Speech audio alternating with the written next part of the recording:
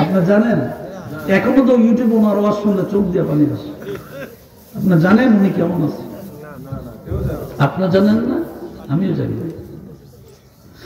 আল্লাহ ডাক দেন জিবরাইল আপনার বন্ধুর উম্মতকে জানায়া দেন। আল্লাহ জানায়া দিল জিবরাইল আমার বন্ধুর উম্মতকে জিজ্ঞাসা করতে বলো বিরাট বড় লম্বা হায়াতের জন্য কি করলো? এই দুনিয়া মুসাফির খানা কবর আখের ঠিকানা, দুনিয়া মুসাফির খানা কবর আখের ঠিকানা, কোই আগে রওয়ানা হয় কোই পাছে রওয়ানা, কোই আগে রওয়ানা হয় কোই পাছে রওয়ানা। লম্বা জিন্দেগির জন্য আখিরাতের জিন্দেগি, কবর থেকে শুরু করে কিয়ামত পর্যন্ত বিশাল বড় একটা লম্বা জিন্দেগি, আবার হাসরের ময়দানের পরে বিচার করার পর আবার আরেকটা জিন্দেগি, সেই জিন্দেগির শুরু হবে আর কোনোদিন শেষ হবে না। কিছু বলবেন না সুবহানাল্লাহ? আপনাদের কি বইলে বইলে বলাইতে হবে? আমি তো কোরআন হাদিসের কথা বলছি, কিচ্ছা কাহিনী না তো। আল্লাহ ডাক দেন জিবরাইল পয়গম্বরকে তুমি বলো লম্বা হায়াতের জন্য উম্মতগুলা কি করলো? হাজার হাজার অগণিত মানুষগুলা নামি দামি মানুষগুলা মাটির সঙ্গে মিশে গেছে। মাটির সঙ্গে আমি আল্লাহ তাআলা মিশিয়ে দিলাম। দীর্ঘদিন পর্যন্ত দুনিয়ার জমিনে আমি রাখলাম। আদম আলাইহিস সালামের হায়াত ছিল বিশাল বড় লম্বা। আদম আলাইহিস সালামকে আমি আল্লাহ 239 জন সন্তান দান করছিলাম। কয়জন? 239 জন। হ্যাঁ আমরা কই দুইটা হইলে যথেষ্ট, একটা হইলে আরো ভালো। হাই মুসলমান, কি ওষুধ খাওয়াই দিল আমরা? আদম আলাইহিস সালামের সন্তান ছিল 239 জন। আল্লাহ পাক আদম আলাইহিস সালামের বিবি আমাদের মা হাওয়া আলাইহিস সালামকে আল্লাহ তাআলা 120 বার হামেলা বানাইছিলেন, গর্ভবতী বানাইছিলেন। প্রত্যেকটা সময় জোড়া জোড়া সন্তান জন্মগ্রহণ করতেন। এরপরে শেষ পর্যন্ত সর্বশেষ 120 নম্বর এসে আল্লাহ পাক একটা সন্তান দান করলেন। জোড়ায় জোড়ায় সন্তান দান করার পরে শেষ সন্তানটা ছিল বেজুর মাত্র একটা সন্তান। 239 জন সন্তান পৃথিবীর জমিনে দান করলেন।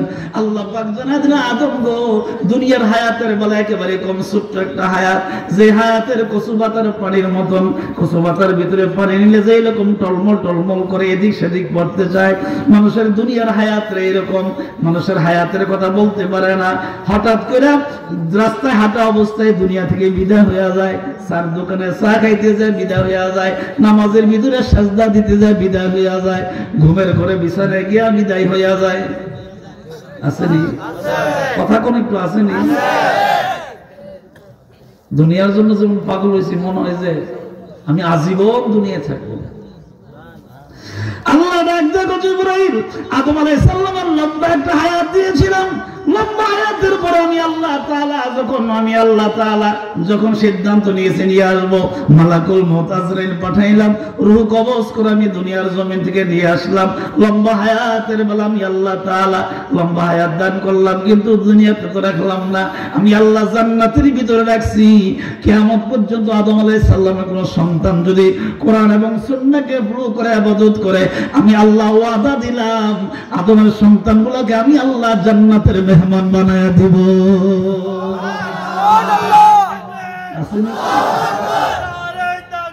আল্লাহু আকবার। ঘরে ঘরে জালো, ঘরে ঘরে জালো।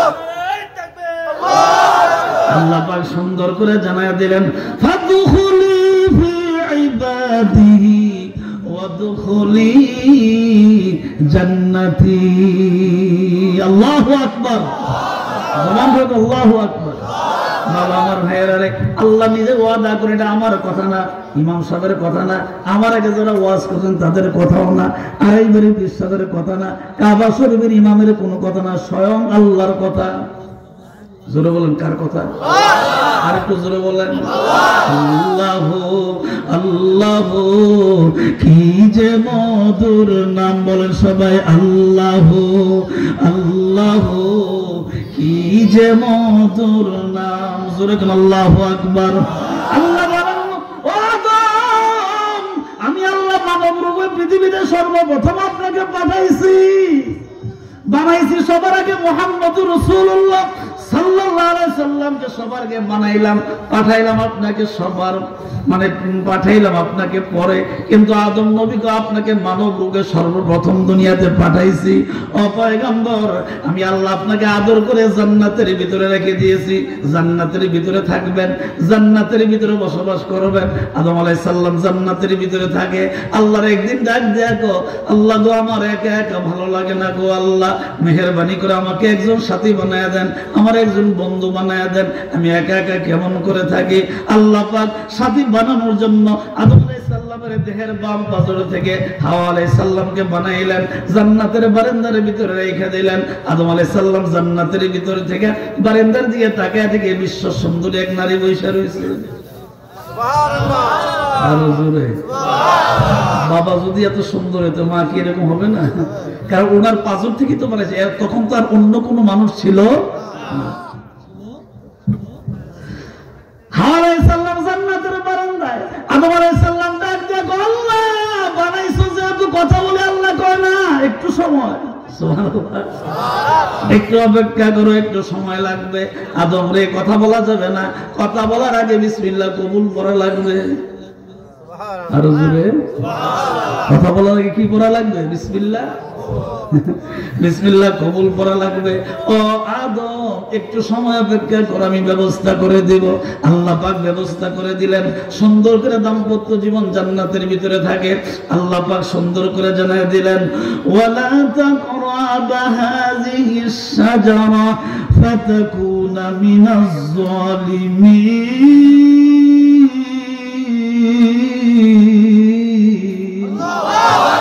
জবানটা খুলে কোন আল্লাহু আকবার। কি লাভ? এই যে আল্লাহু আকবার বললেন, লাভটা কি? পৃথিবীতে আল্লাহ তাআলা যত মানুষ বানাইছেন, বর্তমানে পৃথিবীতে যত মানুষ আছে, পৃথিবীতে মুসলমানদের সংখ্যা থেকে অমুসলমানের সংখ্যা বেশি। মুসলমানের সংখ্যা থেকে মুসলমানের সংখ্যা বেশি, কিন্তু মুসলমান বলে আল্লাহু আকবার, ও মুসলমান কোনদিন আল্লাহু আকবার বলে না। ঠিক কিনা জোরে কোন? এখন আপনি যে বললেন লাভটা কি? আল্লাহকে ডাক দেয়া বলবেন, আল্লাহ গো পৃথিবীতে আমার মতন অসংখ্য অগণিত কোটি কোটি মানুষ আছে গো আল্লাহ, ওই মানুষগুলা তো আল্লাহ তোমাকে আল্লাহু আকবার বলে ডাক দেয় না, আল্লাহ মহান বলে স্বীকার করে না। আমি তো তোমাকে আল্লাহ মহান আল্লাহু আকবার বলে স্বীকার করলাম। জিবরাইল, মদিনার পয়গম্বরকে তুমি জানায়া দাও, আমার বন্ধুর উম্মত যেই মাত্র আল্লাহু আকবার বলল, আমি আল্লাহ তাআলাকে মহান বলার কারণে আমি আল্লাহ তাআলা যত সওয়াব তার আমলনামায় দান করছি, এর ভিতরে গুরুত্বপূর্ণ বিষয় হইল আমি আল্লাহ আল্লাহু আকবার শোনার কারণে তার কাসরের গুনাহ মাফ করে দিছি।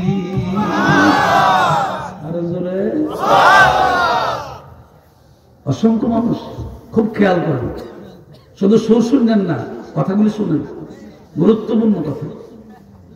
আল্লাহ পাক ডাক দিয়ে বলেন, ও আদম গো সব কিছু কইরেন কিন্তু গাছটার ধারে কাছে যায়েন না। ওলা তাকরাবা হাযিহিস শাজারা ফাতাকুনা মিনাজ জালিমিন। এই গাছটার ধারে কাছে কিন্তু যায়েন না, গেলে আপনার ক্ষতি হবে, আপনার ধ্বংস হয়ে যাবেন, আপনার বিশাল ক্ষতি হবে, কিন্তু গাছটার ধারে কাছে যায়েন না। আদম আলাইহিস সালাম আমাদের আম্মা বিবি হাওয়া আলাইহিস সালাম স্বামী স্ত্রী জান্নাতের ভিতরে বসবাস করে, আল্লাহ বলে দিয়েছেন গাছটার ধারে কাছে যায়েন না। এত বলার পরও সাবধানে ছিলেন, কিন্তু সাবধানের ভিতরে শয়তানের কাম তো শয়তানি করা, ঠিক না? শয়তানের কাম হইল গঙ্গানগরের কেন্দ্রীয় জামে মসজিদের মুয়াজ্জিন আযান দিছে, আল্লাহু আকবার আল্লাহু আকবার আল্লাহু আকবার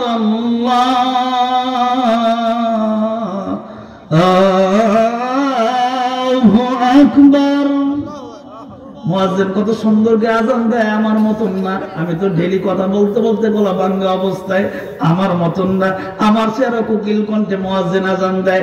মুয়াজ্জিন আযান দেওয়ার পরে যারা আল্লাহকে মানে, রাসূলকে মানে, আল্লাহকে রব হিসেবে মানে, মদিনার পয়গম্বরকে নবী হিসেবে মানে, আযান শোনার পরে দৌড়ায় মসজিদের ভিতরে যায়, দৌড়ায় ওযুখানায় যায়, ওযু করে, তারপরে আল্লাহুম্মা আফতাহলি আবওয়াবা রাহমাতিক কয়ে মসজিদের ভিতরে প্রবেশ করে নামাজগুলো আদায় করে মহান আল্লাহ রবকে সুন্দর করে সাজদা দেয়, সুবহান রাব্বিয়াল আলা বলে, রুকুর ভিতরে সুবহান রাব্বিয়াল আযীম বলে নামাজগুলো শেষ করে। এমন সময় পৃথিবীর জমিনে কিছু মানুষ আছে শয়তান তারা বৈশাই রয়েছে, শয়তান তাদেরকে ধোঁকা দেওয়ার জন্য চায়ের দোকানে বইয়া চা খায়, কত গপ প্রচারি করে, এমুকের ছেলে এটা করছে, অমুকের মেয়েটা করছে, হেমুকের বউ সেটা করছে, নিজের বউর ষোলো কাপড় নাই, উদামে আট এটা দেখে না। আসেনি নিজের মেয়ে কই যা খবর না, আরেকবার মেয়ে কিতা করে হেঁটে লইয়া চাপ দহন করো। আল্লাহ ডাক দিয়ে বলো, ও জিবরাইল, বন্ধুকে বলো, আমার বন্ধু বলার গীবাতু আসাদ্দু মিনাজ জিনা। ও মুসলমান, গীবত কইরো না, আগে নিজের দোষটা দেখো, নিজের কাপড়ের মধ্যে ময়লা আছে কিনা এটা আগে দেখো, পরের কাপড়ের অন্যের কাপড়ের ময়লাটা পরে দেখো, আগে তোমার নিজের আমল দেখো। শয়তান ওয়াসওয়াসা দেয়, এই ধরনের লোকগুলাই আযান শুনলে চায়ের দোকান থেকে গাটটা ঘুরাইয়া বাড়িতে চলে যায়।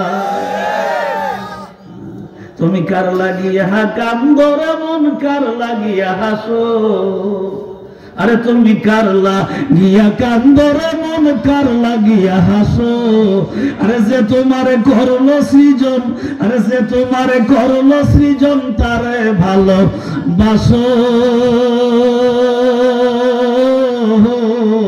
কার লাগিয়া কান্দো তুমি, কার লাগিয়া হাসো, কার জন্য দুনিয়া? ও বাবা রে, যুবক ভাইরা রে, মা বোনেরা, এই মুহূর্তে এক্ষুনি আপনি চোখটা বন্ধ করে একটু চিন্তা করেন, মালাকুল মউত আজরাইল যদি এই মুহূর্তে চলে আসে, রূহটা যদি আপনার ভিতর থেকে, প্রাণ পাখিটা যদি খাঁচা থেকে বের করে নিয়ে যায়, মালাকুল মউত আজরাইল এসে আপনাকে সালামও দিবে না, জিজ্ঞাসা করবে না, কিছু বলবেও না। আপনার চেহারা দেখলে সাথে সাথে গরম রক্তগুলা ঠান্ডা হয়ে যাবে, আস্তে করে জমিনের ভিতরে শুয়ে যাবেন। আপন বলতে দুনিয়ার জমিনে কেউ থাকবে না। আমার বিবি আমারে যত আদর করুক, ওয়াজ করার পরে যত মুসলমুদর কণ্ঠের ওয়াজ শুনুক না কেন, আমার বিবি আমাকে স্বামী হিসেবে যত শ্রদ্ধা করুক, আমার ভিতর থেকে যখন রূহটা বের হয়ে যাবে, একটা ঘন্টা বাড়িতে রাখার জন্য বলবে না। ঠিক নেই? আমার সন্তান, আমার দুইটা ছেলে দুইটা মেয়ে, বুঝাবার জন্য বলি, সন্তানদেরকে আপনার যেরকম আদর করেন, আমি আমার দুইটা ছেলে দুইটা মেয়েকে এইরকমই আদর করি, এইরকমই ভালোবাসি। যতই আদর করি ভালোবাসি না কেন, আমার ভিতর থেকে যখন রূহটা বের হয়ে যাবে, খাঁচার পাখি আদরের ময়না, সে তো আমার খাঁচায় রয় না, আরে খাঁচা ছেড়ে পালিয়ে যাবে, আরে খাঁচা ছেড়ে পালিয়ে যাবে, তুই আমারে ডাক রে। গোরস্থানের, আরে গোরস্থানের একটু মাটি বাইনা কইরা রাখ রে, গোরস্থানের একটু মাটি বাইনা কইরা রাখ রে। আমার বাবারা, মুরব্বীরা, মা বোনেরা, মনোযোগ দিয়ে শোনেন, রূহটা যখন মানে বের হয়ে যাবে, দুনিয়ার কোনো মানুষ আপন বলবে না, কেউ আপন হিসাবে আপনাকে রাখবেও না। একদল মানুষ দৌড়ে কসবা পুরাতন বাজারে যাবে কাপড় কেনার জন্য, আর একদল মানুষ দৌড়ে কবরস্থানে যাবে, আর একদল মানুষ দৌড়ে বাসের ধারে বাঁশ কাটার জন্য যাবে। এইভাবে করে মানুষগুলো, আর একদল মানুষ দৌড়াইয়া বর্তমান ডিজিটাল অবস্থায় আমাদের মানে মৃত্যুর সংবাদ শুনলেই মানে রান্না বান্নার একটা ব্যবস্থা হয়, আসেনি এলাকায়? মৃত্যু সংবাদ শুনলেই মেহমানদের জন্য ডেকোরেটর লোকদেরকে ডাকা হয়, পাকুশিকে ডাকা হয়, কসবা বাজারে যায় রান্না বান্না করার জন্য সামান, তরিতরকারি, মাংস, গোস্ত যাই আছে এগুলা কেনা হয়। মানুষগুলা চতুর্দিক দিয়ে দৌড়াদৌড়ি করে, লাশ শুয়ে আছে লাশের মতনই। এই জন্য আল্লাহ তাআলা বলেন, জিবরাইল রে, আমার পয়গম্বরকে তুমি জানায়া দাও, দুনিয়া মুসাফির খানা, কবর আখের ঠিকানা, দুনিয়া মুসাফির খানা, কবর আখের ঠিকানা, কুই আগে রওয়ানা হাই কুই পাছে রওয়ানা, কুই আগে রওয়ানা হাই কুই পাছে রওয়ানা। ও জিবরাইল, লম্বা হায়াতের জন্য আমার বন্ধুর উম্মতগুলা কি করলো? যদি আমার বন্ধুর উম্মতগুলা গুনাহ মাফ করে কবরে আসতে পারে, আমি আল্লাহ ওয়াদা দিলাম, কবরে আসতে দেরি হবে, আমি আল্লাহ তার কবরটা জান্নাতের বাগান বানাইতে দেরি হবে না। বাবারে, একটু চিন্তা করো, একটু এই মুহূর্তে একটু চিন্তা করো। বাড়িতে কত সুন্দর বিছানা, আপনার বাড়িতেও আছে, আমার বাড়িতেও আছে। কত সুন্দর খাট, কত সুন্দর বিছানা। গরমের দিন এসি আছে, ফ্যান আছে, শীতের দিন ল্যাপ কম্বল আছে। কত ধরনের পোশাক আমরা গায়ে দিয়া মাহফিলে আসলাম, বাড়িতে থাকি, বাজারে যাই। একটু চিন্তা করেন ও যুবক, তোমার যদি মা কবরে থাকে, আমার মতন তোমার যদি বাবা কবরের ভিতরে থাকে, একটু চিন্তা করে দেখো, আমি চন্ডিদার থেকে কত সুন্দর একটা সুন্দর গাড়ি দিয়ে আসলাম, কত সুন্দর পোশাক করে আসলাম। যুবকে আমার মতো যাদের বাবা নাই, একটু চিন্তা করে দেখো, তোমার বাবা যদি কবরের ভিতরে থাকে, এই কনকন শীতের ভিতরে তুমি কি কোনোদিন লেপ আর কম্বল দিয়ে আসছো নাকি? আপন বলতে কেউ নাই, কেউ নাই, সব ধোঁকা, সব কিছু ধোঁকা দিতেছে। এই জন্য আল্লাহ পাক ডাক দেয়া বলেন, ও পয়গম্বর, আপনার উম্মতদেরকে জানিয়ে দেন, দুনিয়ার হায়াত একেবারে ছোট। দুনিয়ার হায়াতের হিসাব করলে আল্লাহ পাক বলছেন আখিরাতের হায়াত অনেক লম্বা। লম্বা হায়াতের জন্য আর দুনিয়া মাজরাতুল আখিরা, দুনিয়ার জমিনে কিছু সামান তৈরি করতে হবে। এই সামানগুলো নিয়ে কবরে যাইতে হবে। সামান তৈরি করলে লাভটা হবে কি? মানুষ মরার পরও অমর হয়। মানুষ মরার পরও অমর হয়। এখন প্রশ্ন করতে হবে, কেমনে, কেমন করে মানুষ অমর হয়? মরার পরে মানুষ অমর হয়। আবু সাইদ আজগর রহমতুল্লাহ আলাইহি আমার জীবন আমি দেখি নাই, গোলাম হাক্কানি পীর সাহেবকে আমি দেখছি, এবং আমাকে যথেষ্ট বাগিনা এসে আদর করতেন, মায়া করতেন। গেলে সুন্দর সুন্দর খানা খাবার খাওয়াইতেন, আবার বলতেন ভিতরে যাও, তোমার মামি তোমার আদর করবে, খাওয়াবে, এরকম ভাবে কথাবার্তা বলতেন। আপনাদের বিবেকের কাছে প্রশ্ন, গোলাম হাক্কানি সাহেব চলে গেছে, দীর্ঘ অনেক বছর হয়ে গেছে, এখনো দোয়া চলে কি চলে না? কুদওয়াতুস সালিকিন, জুবদাতুল আরিফিন, কুতুবুল আরশাদ প্রফেসর আব্দুল খালেক এম রহমতুল্লাহ আলাইহি তন্তর বাস্তবের পশ্চিম পাশে সদরা শরীফের দরবার শরীফে ঘুমায় রয়েছে। লক্ষ লক্ষ মানুষ এখনো ওনার জন্য দোয়া করে। তাইলে বোঝা গেল মরার পর অমর হয়ে আছে না নাই? মরার পরে অমর হয়ে আছে। আমি দামতি আলিয়া মাদ্রাসায় পড়ালেখা করেছি।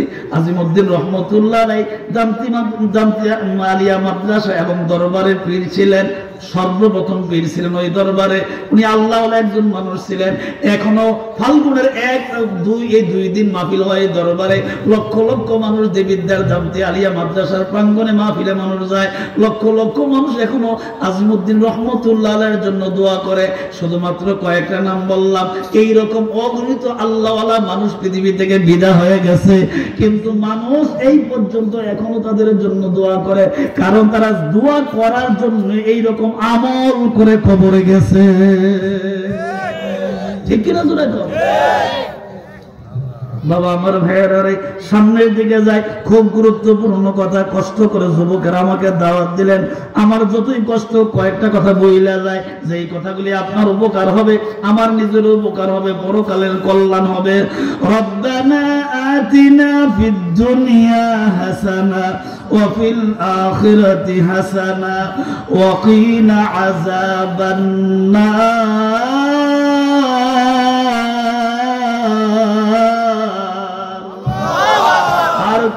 আল্লাহু আকবার। আমরা কোরআনের আয়াত, এই দোয়াটা মোটামুটি সবাই জানে, কিন্তু এর অর্থ কি অনেকে বুঝতে পারে না। আমরা কিন্তু আল্লাহর কাছে বলি রব্বানা আতিনা ফিদ দুনিয়া হাসানা, হে আল্লাহ তুমি আমাকে দুনিয়ার কল্যাণ দান করো, ওয়া ফিল আখিরাতি হাসানা দাও, আখিরাতের কল্যাণ দান করো, ওয়া কিনা আযাবান নার, জাহান্নামের আগুন থেকে তুমি আমাকে বাঁচাও, আমাকে হেফাজত করো, আমাকে জাহান্নামের আগুন থেকে মুক্তি দান করো। এই রকম ভাবে দোয়ার ভিতরে আমরা বলতে থাকি। আল্লাহ ডাক দেখো জিবরাইল রে, বান্দার বান্দি যখন এই দোয়াটা করার সময় আয়াতের দিকে লক্ষ্য করে, অর্থের দিকে লক্ষ্য করে, আমার বান্দা, আমার গোলাম, আমার বান্দি যখন দোয়াটা পড়ার সময় দুইটা চোখের পানি ছেড়ে ছেড়ে কান্দে, আমি তার আমার বান্দা এবং বান্দির দুইটা চোখের কিনারে যখন মাছের মাথা পরিমাণ পানি দেখি, আমি আল্লাহর এত মায়া লাগে রে, আমি আল্লাহর সাথে সাথে বান্দার সমস্ত গুনাহগুলি মাফ করে দে। আল্লাহু আকবার। জবান করে আল্লাহু আকবার। বাবা আমার ভাইয়েরা রে, আল্লাহর চেয়ে দয়াল, আল্লাহর চেয়ে বড় পৃথিবীতে কেউ নাই, তার মতন দয়ালু পৃথিবীর জমিনে কেউ নাই, ছিল না, থাকবো না কেউ নাই, শুধু আল্লাহই আল্লাহ। আল্লাহ ছাড়া পৃথিবীতে মুসলমানদের, ইমানদারের আর কোনো রব নাই, আর কোনো মাবুদ নাই। এই জন্য আল্লাহ তাআলা সুন্দর করে জানায় দিলেন, ওয়ামা খালাকতুল জিন্না ওয়াল ইনসা ইল্লা লিয়াবুদুন।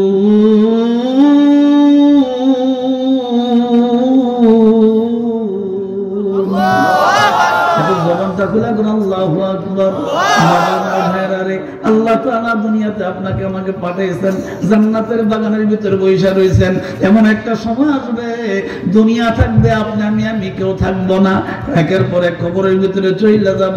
মাহফিল হয়তো আল্লাহ পছন্দ করলে বছরের পর বছর হবে, কিন্তু আমি দুনিয়ার জমিনে থাকবো না। আমি গত কয়েক বছর আগে আপনাদের পূর্বপাড়া কেন্দ্রীয় মসজিদে আসছিলাম, কয়েকবার এলাকায় আসছিলাম। ওই সময় মাহফিল যখন করছিলাম, আজকে তো আমি ওয়াজ করতে আসলাম, আল্লাহ আমাকে আনলেন। আপনাদের বিবেকের কাছে প্রশ্ন, ওই মাহফিল থেকে এই মাহফিল পর্যন্ত যত বছর, যত দিন আল্লাহ পাক নিয়েছেন, এই গ্যাপটার ভিতরে কি সবাই দুনিয়াতে বাইচা রয়েছেন? আছেন সবাই? আমার জীবনে আমি এমন ওয়াজ করছি, ওয়াজ করে বাড়িতে চলে গেছি, ফজর নামাজের পরে ফোন গেছে, হুজুর যাকে আপনি তওবা করে গেছিলেন মাহফিলের পরে, ঘরে বসে যাকে তওবা করে গেছিলেন, হুজুর লোকটা রাতের বেলায় শেষ রাতে দুনিয়া থেকে বিদায় হয়ে গেছে। আমার জীবনে আমি এই রকম বহু সংবাদ আমি পাইছি। আমি এই কথা দ্বারা আপনাকে বোঝাইতে চাইলাম, আল্লাহ পাক কোন সময় নিয়ে যায়, কোন সময় আমার জীবনের শেষ আমল হয়। এই মাহফিলটা হইতে পারে কারো জন্য জীবনের শেষ একটা নেক আমল, হইতে পারে না? আপনার জীবনে আর মাহফিল পাবেন না, অথবা আপনার জীবনে আপনি তওবা করার সুযোগ পাবেন না, আপনার জীবনে আপনি নেক আমল করার সুযোগ আর পাইলেন না। যদি এইরকম জীবনের শেষ একটা মাহফিল আপনার হয়ে থাকে, আল্লাহ পাক ডাক দেয়া বল, বান্দারে মাহফিলের শেষে তওবা যখন করবা, আমি আল্লাহর কাছে কান্নাকাটি করবা, আখিরি মুনাজাত করার পরে বাড়ির দিকে রওনা দিবা। তাবারক নিয়ে বাড়ির দিকে যখন রওনা দিবা, তোমরা বাড়ির দিকে যাইবা, চতুর্দিক দিয়ে প্যান্ডেলের চতুর্দিক দিয়ে ফেরেশতারা দাঁড়ায় আছে। ফেরেশতারা আমার কাছে বলবে, আল্লাহ গো, জান্নাতের বাগানে যারা ছিল গো আল্লাহ, মেহেরবানি করে তাদেরকে আপনি মাফ করে দেন। তারা কিন্তু বাড়ির দিকে রওনা দিছে, বিছানায় শোয়ার আগে আগে আপনি মাফ করে দেন। আল্লাহ তখন ফেরেশতাদেরকে ডাক দিয়ে বলে, ফেরেশতারা রে, আমার চেয়ে কি তোদের মায়া বেশি নাকি? সুবহানাল্লাহ বলবেন। ও ফেরেশতা, আমার চেয়ে কি তোদের মায়া বেশি নাকি? আমি আল্লাহ তো বানাইছি তোরা বাধা দেওয়ার পর, আমি পরামর্শ করছিলাম তোদের সঙ্গে, তোমরা ফেরেশতারা বলছিল আল্লাহ মানুষ বানায়েন না, মানুষগুলা ঝগড়া ফাসাদ করবে, মারামারি করবে, হানাহানি করবে, মানুষ বানাইয়া ঝামেলা করে লাভ নাই। আমরা ফেরেশতাই তো আপনার ইবাদত করি। সুবহানাল্লাহ ওয়ালহামদুলিল্লাহ লা ইলাহা ইল্লাল্লাহ সুবহানাল্লাহ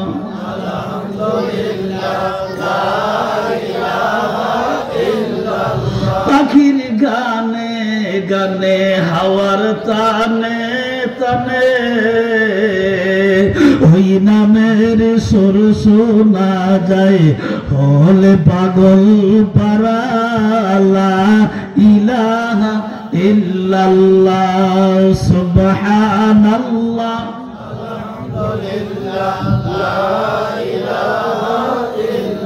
জবান খুলে সুবহানাল্লাহ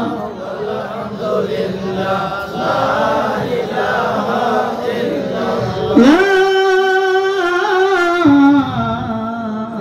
ইলাহা ইল্লাল্লাহ মুহাম্মাদুর রাসূলুল্লাহ সাল্লাল্লাহু আলাইহি ওয়াসাল্লাম। বাবা আমার ভাইয়ারা রে, জান্নাতের বাগানে যদি জীবনের শেষ বছর আপনি বসে থাকেন, যদি আপনার আমার জীবন হায়াতের শেষ আমলটা হয়, যদি তওবা করে কবরে যাইতে পারি, আমার আল্লাহ অন্ধকার কবরটা জান্নাতের বাগান বানায়া দিবেন। খবর অন্ধকার, যে অন্ধকারে যে ঘরে কোনো দরজা নাই, জ্বালানা নাই, বাতি নাই, সাথী নাই, বন্ধু নাই, বান্ধব নাই, মা নাই, বাবা নাই, স্বামী নাই, স্ত্রী নাই, ছেলে নাই, মেয়ে নাই, দুনিয়ার আপন বলতে দুনিয়াতে দুনিয়ার কোনো মানুষ ওইখানে নাই, কেউ নাই, নাই বলতে কেউ নাই। আল্লাহ ডাকতে বলে জিবরাইল পয়গম্বরকে জানিয়ে দাও, দুনিয়া তাদের হায়াতের বেলা শেষ হওয়ার পরে যখন কবরের দিকে রওনা দিবে, মানুষগুলা কাঁধে করে যখন কবরে আস্তে করে দুইজন মানুষ এইভাবে ধরে যখন কবরের ভিতরে শোয়া দেওয়া হবে, আপন মানুষগুলা মানুষটারে শোয়াইয়া বাঁশ দিয়া সাইন দিয়া আস্তে করে মানে অগণিত মাটি তাদেরকে দিয়ে দিবে। ঘরটা হয়ে যাবে একটা অন্ধকারময় ঘর হয়ে যাবে। এই ঘরটার ভিতরে যদি আলো জ্বালাইতে হয়, আমার মোমেন বান্দাগুলি প্রতিদিন আল্লাহর কোরআন তেলাওয়াত করবে, ঠিক নেই? যদি আমার বান্দা বান্দিরা ঘরের ভিতরে কোরআন তেলাওয়াত করে, আমি আল্লাহ ওয়াদা দিলাম আমার এই কোরআন তেলাওয়াতকারী বান্দাগুলো যখন কবরের ভিতরে শুয়ে যাবে, অন্ধকার কবরের ভিতরে যখন শুয়ে যাবে, যেই ঘরের ভিতরে আলোর ব্যবস্থা থাকবে না, দরজা থাকবে না, জানালা থাকবে না, ভাগার মতন কোনো ব্যবস্থা থাকবে না, আমি আল্লাহ ওয়াদা দিলাম কোরআন তেলাওয়াতের বরকতে অন্ধকার কবরটা আমি আল্লাহ জান্নাতের নূর দিয়ে আলোকিত করে দিব। বাবা আমার ভাইয়েরা রে, আসুন আরো সামনের দিকে যাই। বড় কঠিন রে বাবা কবর, এই কবর কিন্তু কাউকে ছাড়বে না, বড় কঠিন এই কবর। কবর কিন্তু পৃথিবীর জমিনে কাউকে ছেড়ে দিবে না। কাউকে ছাড়ে নাই, নবীদেরকেও ছাড়ে নাই, ছাড়ছে নাকি? ছাড়ে নাই। যখন তার বয়স শেষ হয়ে গেছে, লম্বা হায়াত নবীর লম্বা হায়াতের পরে আল্লাহ পাক মালাকুল মউত আজরাইলকে পাঠাইছে, নিয়ে গেছে, কারো কাছ থেকে অনুমতি নেয় নাই, আসছে নিয়ে গেছে। এইভাবে করে আল্লাহ পাকের পয়গম্বরকে আল্লাহ নিজেই মালাকুল মউত আজরাইলের মাধ্যমে পৃথিবী থেকে নিয়ে গেছে, কাউকে জিজ্ঞাসা করে নাই। শুধুমাত্র একজনের বেলায় জিজ্ঞাসা করছিল, একবার দুইবার না, মোট 3 বার অনুমতি নিয়েছিলেন। আল্লাহ ডাক দেখো আজরাইল রে, আমার আখিরি পয়গম্বর দুজাহানের বাদশা মুহাম্মদুর রাসূলুল্লাহ সাল্লাল্লাহু আলাইহি সাল্লামের কাছে যাইবা, সাবধানে আজরাইল আমার বন্ধুর কাছে অনুমতি না নিয়ে রূহটা কবজ কইরো না, আমার বন্ধু যদি অনুমতি দেয় তারপরে রূহ কবজ করবা।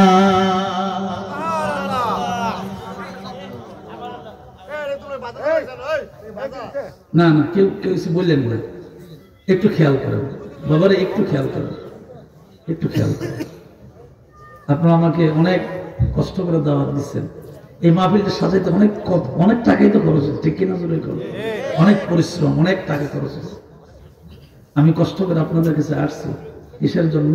1 নম্বর আমি আমার ওয়াদা রক্ষা করছি, 2 নম্বর আমার দায়িত্ব আল্লাহর কোরআন, রাসূলের সুন্নাত, আখিরাত সম্পর্কে কিছু কথা বইলা মানুষকে আখিরাতমুখী করে যাওয়া, ঠিক কিনা? জোরে করো। যে কাজটা আড়াইবাড়ি মরহুম পীর সাহেবরা করছেন, সতরা হুজুর করছেন, সোনাকান্দার হুজুর করছেন, এই দেশের অগণিত লক্ষ লক্ষ আলেম ওলামারা করতেছেন, ঠিক কিনা? জোরে বলে। আমার দায়িত্ব তো আমার পালন করতে হবে। আপনাদের আদব যদি দেখি তাহলে অন্তর থেকে দোয়া বের হবে।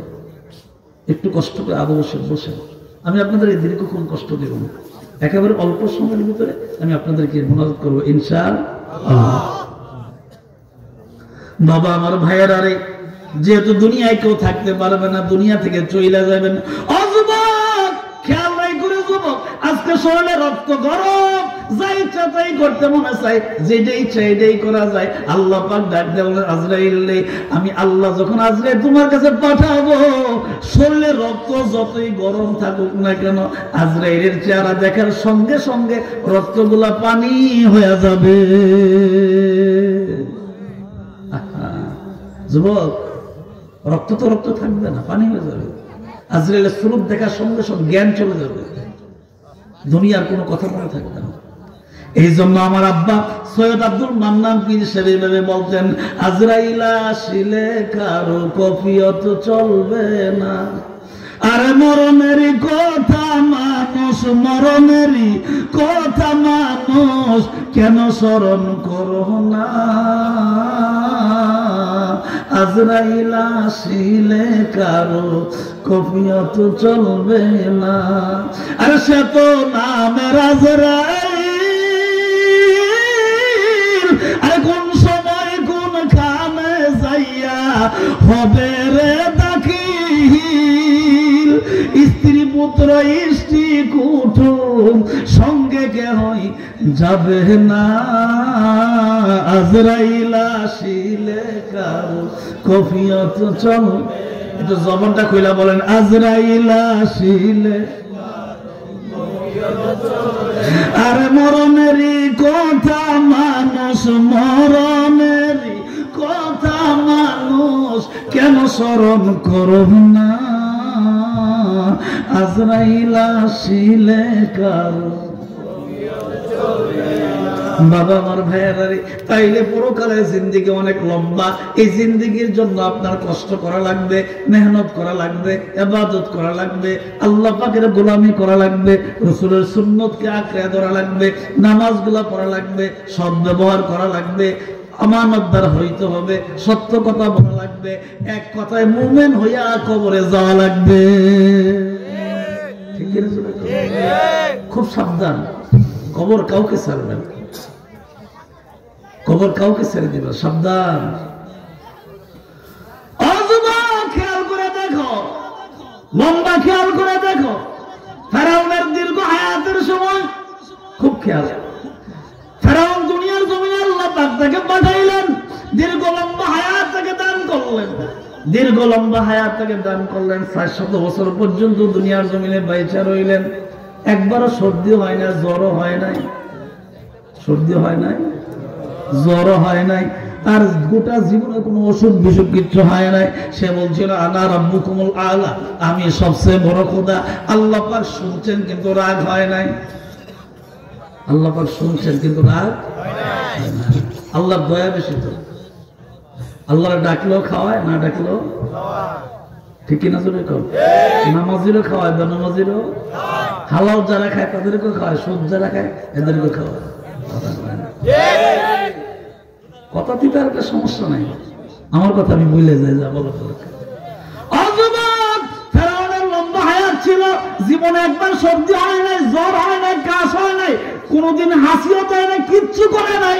ফেরাউনের লম্বা হায়াতে কোনদিন অসুস্থ হয় নাই। সে বলছিল আনা রাব্বুকুমুল আলা, আমি সবচেয়ে বড় খোদা। এই দাবিটা করার পরে আল্লাহ পাক কিন্তু রাগ হয় না, শুধু তার আলামত দেখছে, তার অবস্থাটা দেখছে। লম্বা তার ইতিহাস সেদিকে বলার সময় ছোট্ট করে বলি, যেই মাত্র ফেরাউন জামানার পয়গম্বর মূসা আলাইহিস সালামের উপরে হামলা দেওয়ার জন্য চিন্তা করছে, নাম কি? মূসা। আরো জোরে কোন? মূসা আলাইহিস সালাম। যেই মাত্র মূসা আলাইহিস সালামের সঙ্গে হামলা দেওয়ার চিন্তা ভাবনা করছে, গুফতে মূসা বাহু দাদার কোহে তোর, গুফতে মূসা বাহু দাদার কোহে তোর, গুফতে মুহাম্মদ বাহু দাদার আরশে নূর। আল্লাহ আল্লাহ क्या मुबारक नाम है, अल्लाह अल्लाह क्या मुबारक नाम है, अल्लाह अल्लाह आशिकों का काम है। कदरे गौहर शाबदानत या बदाना जौहरी, कदरे गौहर शाबदानत या बदाना जौहरी, कदरे गुलगुल बुलबा दानत या बदाना शाहपुरी, कदरे गुलगुल बुलबा दानत या बदाना शाहपुरी।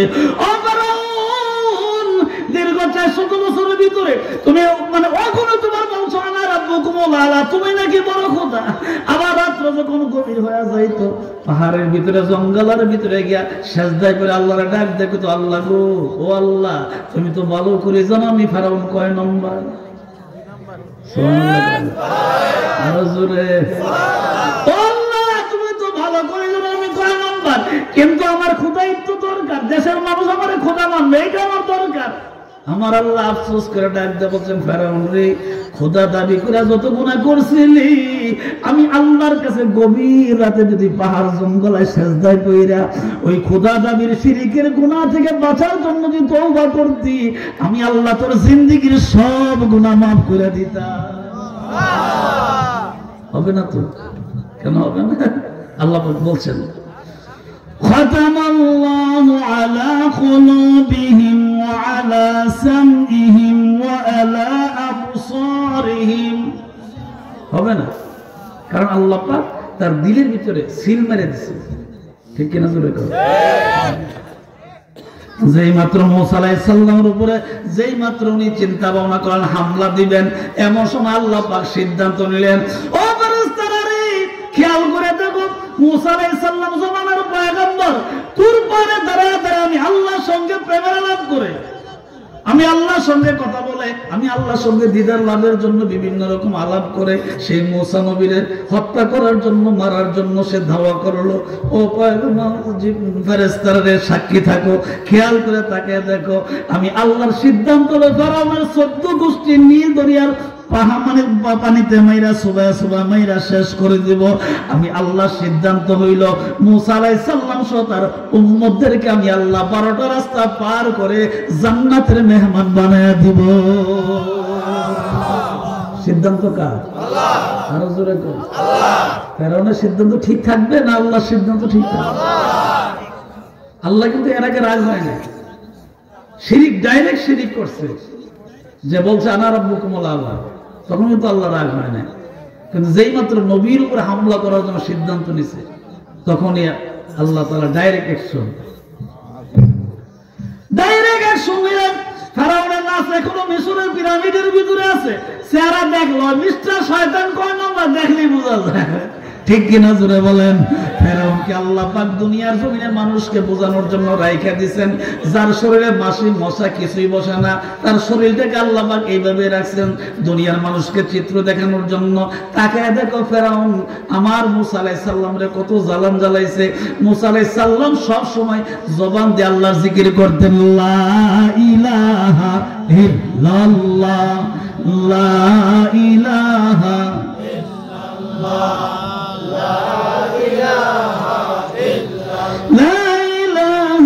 ইল্লাল্লাহ, মুহাম্মাদুর রাসূলুল্লাহ সাল্লাল্লাহু আলাইহি ওয়াসাল্লাম। জোরে আল্লাহু আকবার, জবানটা খুলে কোন আল্লাহু আকবার। বাবা আমার ভাইরা রে, দুনিয়ার জিন্দেগি শেষ করে এবার কবরে দেখো, যখন আমরা চলে যাব, কবর থেকে হাসর পর্যন্ত লম্বা একটা হায়াত, হাসর থেকে জান্নাতে যাব, ওইখানে একটা সময়, এই সময়গুলো এক একটা সময় এক একটা লম্বা লম্বা সময়। ওই লম্বা সময় যদি আল্লাহর কাছে গ্রহণযোগ্য বান্দা বান্দি হইতে চাই, দুনিয়ার জমিনে আল্লাহ রাসূল মানা লাগবে, ঠিক কিনা?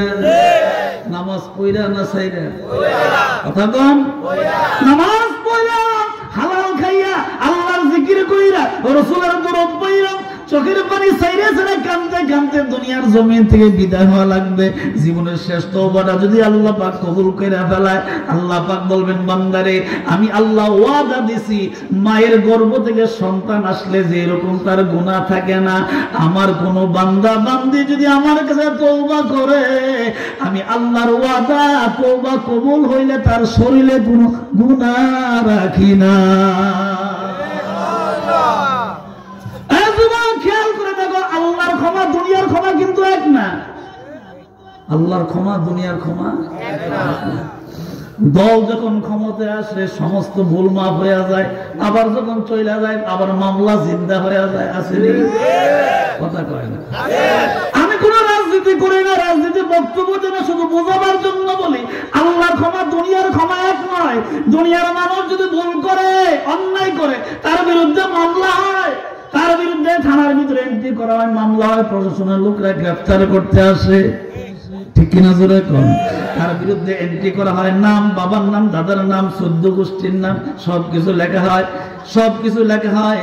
কিন্তু কিয়ামতের আগ পর্যন্ত লেখাগুলা কোনোদিন শেষ হবে না, এই থাকবে। কিন্তু আমার আল্লাহ বলেন, দুনিয়ার জমিনে অন্যায় করলে, থানায় এন্ট্রি করলে, দুনিয়া যতদিন থাকে তার নামের এন্ট্রি অতদিন থাকবে।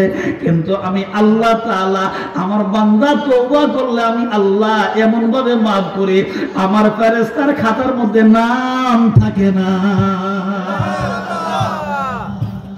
আমারে ডাকে রে বান্দা, তুই আমারে ডাক, আরে ডাকতে ডাকতে তোমার আমার কলব হইবে সাবার, ডাকতে ডাকতে তোমার আমার কলব হইবে সাব, তুই আমারে ডাকে রে বান্দা, তুই আমারে ডাক।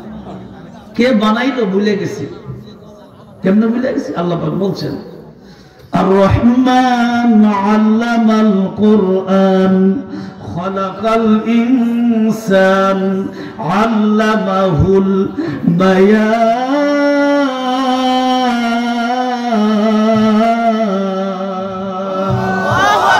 জবান জবানটা খুলে কোন আল্লাহু আকবার। ও বান্দা, আমি যে তোরে বানাইলাম তুই কি আমারে ভুলে গেলি? আমি আল্লাহ তোরে বানাইলাম, তোর কোনো পরিচয় ছিল না, তোমার নাম কেউ জানতো না, তোমার বাবার নাম দাদার নাম বংশের নাম কেউ কোনো তোমার জানতো না, চিনতো না, কোনো পরিচয় ছিল না। আমি আল্লাহ দয়া করে মায়া করি না, তোমার বাবা এবং মায়ের দাম্পত্য জীবনে, সুখময় দাম্পত্য জীবনের ভিতরে আমি আল্লাহ পছন্দ কইরা তোমার মায়ের গর্ভের ভিতরে তোমারে বানাইছি। আবার এমনও তো স্বামী স্ত্রী আছে মৃত্যু হয়ে গেছে, কোনো সন্তান হয় নাই, আসেনি? কথা বলেন। আর আমি আমার কাছে পড়ছে, আমার ছাত্র, আমার ছাত্রী আমেরিকা থাকে, ইটালি থাকে, মনে কত কান্দা কান্দা, হুজুর আমরা তো স্বামী স্ত্রী একসাথে থাকি কিন্তু বাচ্চা তো হইতেছে না, টাকা পয়সার তো কোনো অভাব নাই, অনেক টাকা, কিন্তু সন্তান না হইলে টাকা দিয়ে কি করবো? আল্লাহ কয়, জিব্রাইল রে আমার বন্ধুকে তুমি জানায়া দাও, আমি আল্লাহ যাকে পছন্দ করি তারা ছেলে দেই, আমি আল্লাহ যাকে পছন্দ করি তারা মেয়ে দেই, আমি আল্লাহ যাকে পছন্দ করি ছেলেও দেই মেয়েও দেই, আমি আল্লাহ যাকে পছন্দ করি দাম্পত্য জীবনে বুড়া হয়ে মারা যায় কিছুই দান করি না। পরীক্ষা আসেনি? পাস করা লাগবে নি? ঘন ঘন মেয়ে হইলে মন খারাপ করা যাবে না, কারণ এটা বিবির দোষ না, দোষ যদি হয় দুজনেরই দোষ, আসলে মূলত কারো দোষই না, ঠিক কিনা? জোরে কোন কে দেন ছেলে? একটু জোরে কোন কে দেন? স্ত্রীর গর্ভের ভিতরে স্বামী স্ত্রীর মিলনের মাধ্যমে বিবির গর্ভের ভিতরে মেয়ে কে দেন? ছেলে আল্লাহ দেন, মেয়ে আল্লাহ দেন।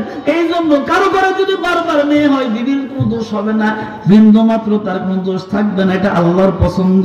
আল্লাহ কাউকে ছেলে দেয়, কাউকে মেয়ে দেয়, কাউকে ছেলেও দেয় মেয়েও দেয়, কাউকে আবার কিচ্ছু দেয় না।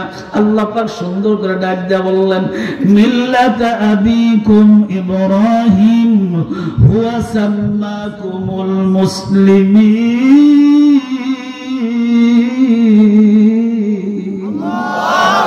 জবানটা খুলে কোন আল্লাহু আকবার। আল্লাহ বলেন, ও মুসলমান শোনো, তোমাদের জাতির পিতা মিল্লাতা আবিকুম ইব্রাহিম, মুসলমানদের জাতির পিতা দুনিয়ার কেউ নয়, ওয়া সাম্মাকুমুল মুসলিমিন, মুসলমানদের জাতির পিতা নাম ইব্রাহিম। আরো জোরে, আরো জোরে কোন ইব্রাহিম। ইব্রাহিম আলাইহিস সালাম মুসলমানদের জাতির পিতা। মুসলমানদের জাতির পিতাকে আল্লাহ পরীক্ষা করলেন, আল্লাহ পাক মানে সবকিছু দিলেন, স্বামী স্ত্রী দাম্পত্য জীবন চলছে কিন্তু কোনো বাচ্চা হয় না। আমার আল্লাহ মানে তাকে কোনো সন্তান দেয় না, শেষ পর্যন্ত বৃদ্ধ হয়ে গেল, বয়স হয়ে গেল প্রায় 86 বছর, বৃদ্ধ হয়ে গেল। ইব্রাহিম আলাইহিস সালাম আল্লাহর কাছে ডাক দেখো, আল্লাহ গো মেহেরবানি করে আপনাকে আমাকে একটা নেক সন্তান দান করেন। কি সন্তান? আরো জোরে, কি সন্তান? আল্লাহ আমাকে একটা নেক সন্তান দান করেন। ইব্রাহিম আলাইহিস সালাম মুসলমানদের জাতির পিতা আল্লাহর কাছে কয়, আল্লাহ আমাকে একটা নেক সন্তান দান করেন। শেষ পর্যন্ত 86 বছর বৃদ্ধ বয়সে একটা সন্তান দান করলেন। সন্তান দান করতে দেরি হয়েছে। আল্লাহ কয়, ও ইব্রাহিম, আমি আল্লাহ পাক আপনাকে জানায় দেই, সন্তান এবং তার মা, আপনার বিবি এবং সন্তানের মা, এই দুইজনকে মক্কার কাবা ঘরের কিনারে মরুভূমির ভিতরে নিয়ে বনবাস দিয়ে আসেন। এইবার বনবাস দেওয়ার জন্য চলে যায়, পরীক্ষা শুরু হয়ে গেছে। 1 নম্বর পরীক্ষা আল্লাহ বৃদ্ধ বয়সে সন্তান দান করছে। 2 নম্বর পরীক্ষা বাড়ি থেকে বের করে দিয়া, ওই বর্তমান যেখানে কাবা ঘর আছে তখন ওইটা কেউ ছিল না, ওইখানে কোনো মানুষ ছিল না, কোনো মানুষ বসবাস করতো না, বাড়ি ঘর ছিল না, গাছপালা ছিল না, কিচ্ছু ছিল না। ওই জায়গার ভিতরে বললেন, ও ইব্রাহিম, আপনার সন্তান এবং বিবিকে ওইখানে নিয়ে দিয়ে আসেন। সন্তান এবং বিবিকে ওইখানে দিয়ে আসে। এমন সময় বিবি ডাক দেখো, স্বামী যেই পানি দেয়া গেছেন, যেই জব দেয়া গেছেন, এগুলি হয়তো কিছুদিন খাওয়া যাবে, যে পানি দেওয়া গেছেন হয়তো কিছুদিন পান করা যাবে, কিন্তু এরপরে তো সমস্যা, এরপরে পানি শেষ হয়ে গেলে আমি কি পান করব? পানির অপর নাম জীবন। পানির অপর নাম কি? দুনিয়াতে না খায় থাকা যায়, কিন্তু পানির প্রয়োজন হয়। পানি না খায় আমি কেমন করে থাকবো? ইব্রাহিম আলাইহিস সালাম পেছন দিকে তাকায় নাই, মায়া লাগবে, বিবির মায়া, সন্তানের মায়া লাগবে। আল্লাহর ওয়াদার নষ্ট হয়ে যাবে, আল্লাহর ওয়াদা কিন্তু মানে ঠিক রাখতে পারবে না। এই জন্য আল্লাহর ভয় উনি পেছন দিকে তাকায় নাই। শাহাদাত আঙ্গুলটা উঁচু করে ডাক দেখো, বিবি, যে আল্লাহ তোমাদেরকে বনবাস পাঠাইছে সেই আল্লাহ পানি আর খাবারের ব্যবস্থা করবে। জমজম করা পানি খান না? ইসমাঈল আলাইহিস সালাম জমজম কুয়া যেখানে বর্তমান কুয়া ছিল না, যেখানে পানিটা উঠে এই জায়গায় উনি খেলাধুলা করে। ইসমাঈল আলাইহিস সালামের আম্মা একবার সাফা থেকে মারওয়া যায়, আবার মারওয়া থেকে সাফা যায়, এইভাবে যাইতে যাইতে 7 বার। কয়বার? 7 বার। জোরে কোন কয়বার? 7 বার। হাজির সাহেব এখন গেলে সফর করে কয়বার? 7 বার। সাফা থেকে মারওয়া, মারওয়া থেকে সাফা 7 বার সাই করে। এটা একমাত্র ইসমাঈল আলাইহিস সালামের আম্মার কারণে, ঠিক কিনা জোরে কোন? উনি দৌড়ে পানি চায়, আল্লাহকে ডাক দেয়, বলে আল্লাহ গো আমার সন্তান তো পানির জন্য কান্দে, মেহেরবানি করে একটু পানি দেন। ইসমাঈল আলাইহিস সালামের আম্মা পানি পানি বলে সন্তানের পানির জন্য কান্নাকাটি করে। আমার আল্লাহ এত দয়ার আল্লাহ, 7 বার সাই করা যখন শেষ হয়ে গেছে, এমন সময় আমার আল্লাহ জিবরাইল আলাইহিস সালামকে ডাক দেন, জিবরাইল রে আমার ইসমাঈল যেই জায়গায় বসা বসা খেলাধুলা করে ওই জায়গায় তুমি যাও, ওনার ডাইন পাওটা আস্তে করে উপর দিকে তুলো, আমি আল্লাহ পাথর বেদ করে ওই জায়গার ভিতরে জমজম কুয়ার পানি দান করব। কে দেন? আল্লাহ। রিজিকের মালিক কে? আল্লাহ। পরীক্ষা আসেনি? আছে। আরে কত পরীক্ষা! ইব্রাহিম আলাইহিস সালামকে আল্লাহ অনেক পরীক্ষা করছেন, কুরবানির পরীক্ষা করছেন, বনবাসের পরীক্ষা করছেন, সন্তান দিয়ে পরীক্ষা করছেন, সব পরীক্ষায় পাস। আল্লাহু আকবার। আমাদের আব্বা কি সব পরীক্ষায়? সব পরীক্ষায়। বাবা আমার ভাইরারে মূল কথার দিকে যাই, কথাগুলি বলার পেছনে মূল কারণ হইল কি, আল্লাহ বলছেন বান্দারে আমি তোর খুব আদর করে বানাইছি, বান্দা আমার ইবাদত করার জন্য, আমার দাসত্ব করার জন্য, আমার গোলামি করার জন্য। কারণ লম্বা একটা হায়াতের জন্য তুমি কি লইয়া যাইবা, যে হায়াতের শুরু আছে আর কোনোদিন শেষ হবে না। লম্বা হায়াতের জন্য তুমি কি নিয়ে যাইবা? এই জন্য আল্লাহ পাক বলেন বান্দারে আমি কিন্তু তোমারে খুব মায়া করে আদর করে বানাইছি রে বান্দা, এই লক্ষ্য এই দিকে লক্ষ্য করে তুমি জিন্দেগি চালায়া যাও। আপন আপন যারে বাবু আপন তোমার কেহ নাই, আপন আপন যারে বাবু আপন তোমার কেহ নাই। আপন যিনি শুয়ায় আছেন ওই যে সোনার মদিনায়, বাড়ি বাড়ি করর এমন সেই বাড়ি তো তোমার না, আসল বাড়ি কবর দেশে ভাইবা কেন দেখো না। আসল বাড়ি তো কবরে, আসল বাড়ি তো কবরে। আমার ভাই গোলাম সরওয়ার সাইদি সাহেবের জন্য কত মানুষ এখনো কান্দে। মাহফিল হইলে ওনার কথা স্মরণ করে মাহফিলের সভাপতি থাকতো, অধিকাংশ মাহফিলের সভাপতি থাকতেন, ওনার আব্বাও থাকতেন, কিন্তু আজকে উনি দুনিয়ার জমিনে নাই, বাবাও নাই, দাদাও নাই, 3টা স্টেপ মানে পৃথিবী থেকে চলে গেল।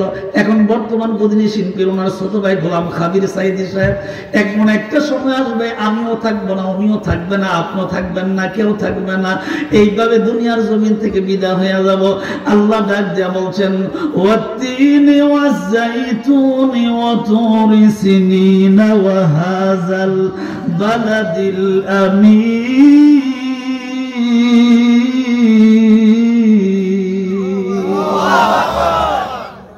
আরো জোরে জবান খুলে আল্লাহ পাক বলেন ও জিবরাইল আমার বন্ধুকে তুমি জানায়া দাও, সূরা 3 দিয়ে আমার আল্লাহ আপনাকে আমাকে বুঝাইছেন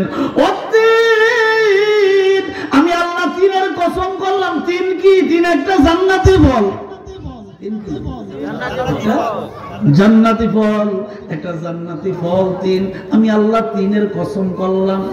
2 নম্বর আল্লাহ বলছেন ওয়াজাইতুন, আমি আল্লাহ জাইতুনের কসম করলাম।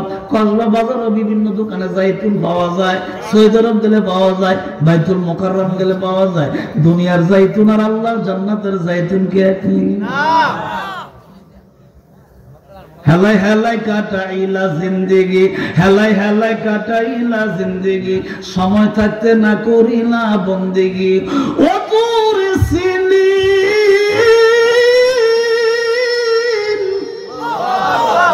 আল্লাহ সুন্দর করে ডাক দিয়ে বললেন ও জিবরাইল আমি আল্লাহ 3-এর কসম করলাম, জাইতুনের কসম করলাম, ও তুর সিনিন আমি আল্লাহ তুর পাহাড়ের কসম করলাম।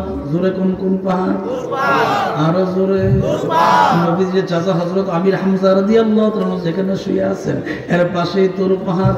এই তুর পাহাড়ের কসম করে আল্লাহ পাক ডাক দিয়ে বললেন 3 নম্বর আমি তুর পাহাড়ের কসম করলাম, যেই পাহাড়ে দাঁড়ায় দাঁড়ায় পয়গম্বর মূসা আলাইহিস সালাম আমার সঙ্গে কথা বলতেন।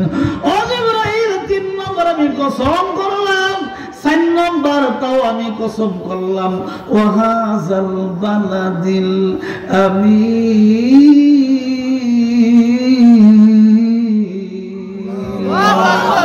জবান খুলে বলেন আল্লাহু আকবার আল্লাহর কসম করলাম ওয়াহাজাল বালাদিল আমিন আমি আল্লাহ নিরাপদ স্থানের কসম করলাম কয়েকদিন আগে এক হাজী সাহেব আমারে জিজ্ঞাসা হুজুর আমি তো উমরা করতে গিয়েছিলাম আমি আলহামদুলিল্লাহ ভালো সুন্দর আলহামদুলিল্লাহ হুজুর আমি উমরা করতে গিয়েছিলাম ভালো এটা ভালো কাজ উত্তম কাজ ভালো কাজ হুজুর আমার সব বুঝে আসে একটা জিনিস বুঝে আসে নাই আমি বললাম কোনটা বুঝে আসে নাই হুজুর কাবা ঘরে যখন তাওয়াফ করতে গেছি বলছি লাব্বাইক আল্লাহুম্মা লাব্বাইক লা শারিকা লাকা লাব্বাইক ইন্নাল হামদা ওয়ান নি'মাতা লাকা ওয়াল মুলক লা শারিকা লাকা লাব্বাইক হুজুর এই তাসবিহগুলো আমি পড়ছি এই তাকবীরগুলো আমি পড়ছি কিন্তু আমার মনের ভিতরে একটা প্রশ্ন হইল দুনিয়ার সকল জায়গায় ইসলামের হুকুম হইল নারী পুরুষ এক জায়গায় হওয়া যাবে না কিন্তু আল্লাহর ঘর কাবা ঘরে দিয়ে মানুষ নারী পুরুষ একসাথে হয়ে যায় আমার প্রশ্ন করছে যে মাত্র প্রশ্ন করছে সূরা 3-এর 4 নম্বর আয়াতের কথা আমার মনে হয়ে গেছে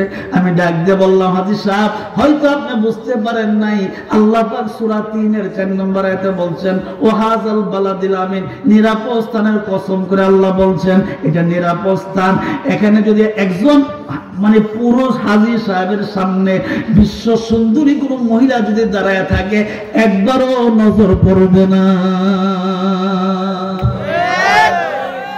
কারণ কি ফালিয়াবুদু রাব্বা হাযাল বাইত কারণ একটাই আল্লাযী আত'আমাহুম মিন জু' ওয়া আমানাহুম মিন খাউফ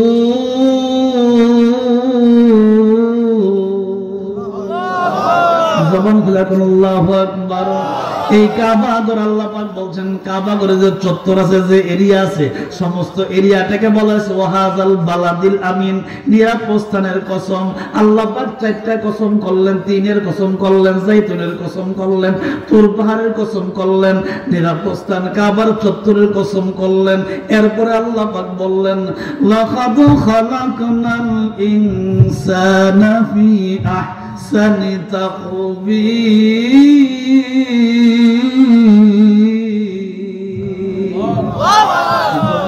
আল্লাহু আকবার 4টা কসম করার পর আল্লাহ পাক বলছেন বান্দারে আমি আল্লাহ তোরে বড় আদর করে মায়া করে সুন্দর করে তোরে বানাইছি গঙ্গানগর গ্রামে শত শত মানুষ বসবাস করে একজনের চেহারার সাথে আরেকজনের চেহারার কোনো মিল নাই কথা কয় না আসেনি কসবা উপজেলার ভিতরে লক্ষ লক্ষ মানুষ বসবাস করে একজনের চেহারার সাথে আরেকজনের চেহারার মিল নাই ব্রাহ্মণবাড়িয়া জেলার ভিতরে লক্ষ লক্ষ মানুষ বসবাস করে একজনের চেহারার সাথে আরেকজনের চেহারার কোনো মিল নাই কারে হামাদ খালকে আজম জুমলা রাজ কারে হামাদ খালকে আজম জুমলা রাজ বাখুদা তাকদীরে কাইরওয়াজ ওয়া মাকারু ওয়া মাকারাল্লাহ ওয়াল্লাহু খায়রুল মাকিরিন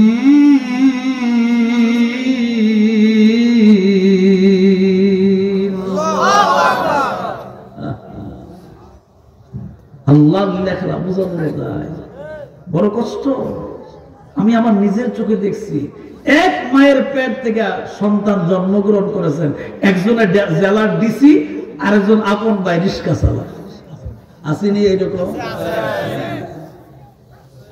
আছে এক ভাই বিশাল বড় ধনী অফিসার আর এক ভাই রাস্তায় হাইটা হাইটা বিভিন্ন জিনিস বিক্রি করে ব্যবসা করে আসেনি এরকম আল্লাহ আল্লাহ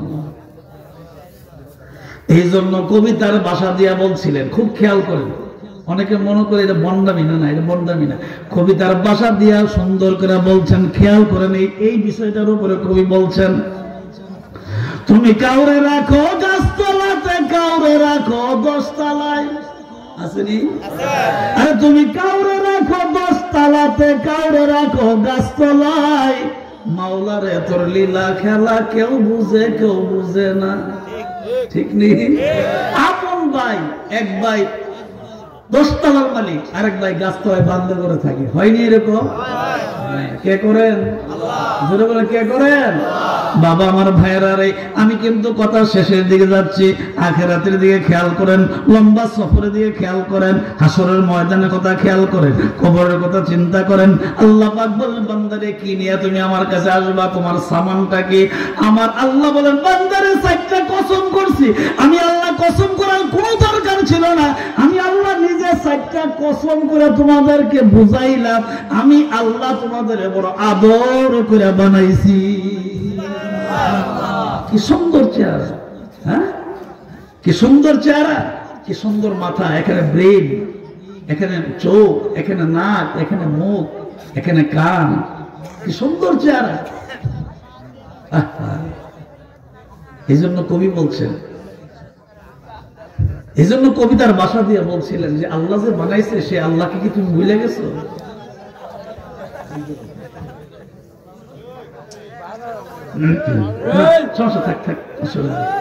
আল্লাহ আল্লাহ আল্লাহ আমাদের সবাইকে কবুল করুন, জোরে কোন আমিন, জবান খুলে কোন আমিন। বাবা আমার ভাইয়েরা রে, আর কষ্ট দিব না, রাত্র অনেক হয়ে গেছে, 11:30 বেজে গেছে, আর কষ্ট দিব না। শুধুমাত্র এই কথাটা আপনাদেরকে অনুরোধ করে যাব, 4টা কসম করে মুখলেসুর রহমান মান্নানির গপ্প চলে না, কোরআনের আয়াত পড়লাম, একটা সূরার 5টা আয়াত পড়লাম, 4টা আয়াত আল্লাহ কসম করলেন। 5 নম্বর আয়াতে আল্লাহ পাক বললেন বান্দারে বড় আদর করে মায়া করে সুন্দর করে তোরে বানাইছি বান্দা, একমাত্র উদ্দেশ্য একটাই, তুমি আমার গোলামি করবে। তুমি আমার কি করবে? ইবাদত করবে, গোলামি করবে, দাসত্ব করবে। তুমি আমাকে সেজদা দিবে। সেজদা কারে দিবেন? নামাজে। কাকে দিবেন? আল্লাহকে সেজদা দিবেন। ছোট্ট উদাহরণ দিয়ে বুঝাই, একেবারে অল্প কথা দিয়ে বুঝাই। আপনি যে মেয়েটাকে বিবাহ করছেন, মেয়েটা আপনার জন্য হালাল। আপনার সামনে যদি কোন দুনিয়ার অন্য কোন পুরুষ আপনার বিবির শরীরে টাচ করে, আপনার কাছে খুব ভালো লাগবে? কথা কয় না। আপনারা হালাল বিবির সামনে যদি আপনার সামনে আপনার হালাল বিবির গায়ে যদি কেউ হাত দেয়, আপনার পায়ের রক্ত কিন্তু মাথায় উঠে যাবে, ঠিক কিনা জোরে কোন? আমার আল্লাহ ডাক দিয়ে বলে গোলাম বড় আদর করে বানাইছি রে বান্দা, 4টা কসম করছি, আমার ইবাদত করবি, আমি ছাড়া কাউরে সেজদা দিবি না। ঠিক না? আমি আল্লাহ ছাড়া কাউকে সেজদা দেওয়া ইয়্যাকা না'বুদু ওয়া ইয়্যাকা নাস্তাঈন। সুবহানাল্লাহ, আল্লাহু আকবার। বাবা আমার ভাইয়েরা রে, শেষ কথাটা আপনাদের কাছে বইলা যায় রে বাবা, এই দুনিয়ার জমিন থেকে সবাই চইলা যাব। আল্লাহ যে 4টা কসম করলেন, আমাদেরকে যে আদর করে বানাইলেন, এই আদর করে বানাইতে যে বুঝাইতে যে আল্লাহ কসমই করলেন, আমার আল্লাহ সেই আল্লাহ কিয়ামতের দিন আল্লাহ পাক বলবেন বান্দা আয় আমার কাছে, আয় আয় আমার কাছে আয়। আল্লাহ পাক ডাকবেন বান্দা, আল্লাহ পাক আল্লাহর কুরসির ভিতরে বসে থাকবেন, রাজ সিংহাসনের ভিতরে আল্লাহ বসে থাকবেন, ওসিয়া কুরসি ওয়াসসামাওয়াতি ওয়াল আরদ, এইরকম কুরসির ভিতরে আল্লাহ পাক বসে থাকবেন, কুদরতি কুরসির ভিতরে আল্লাহ বসে থাকবেন। বান্দাদেরকে ডাকবেন আয় আমার কাছে আয়। আল্লাহ পাক ডাইকে না সামনে না দাঁড় করাবেন, তখন বলবেন বান্দারে নামাজ পড়ছিলি নি? সরাসরি প্রশ্ন করা হবে।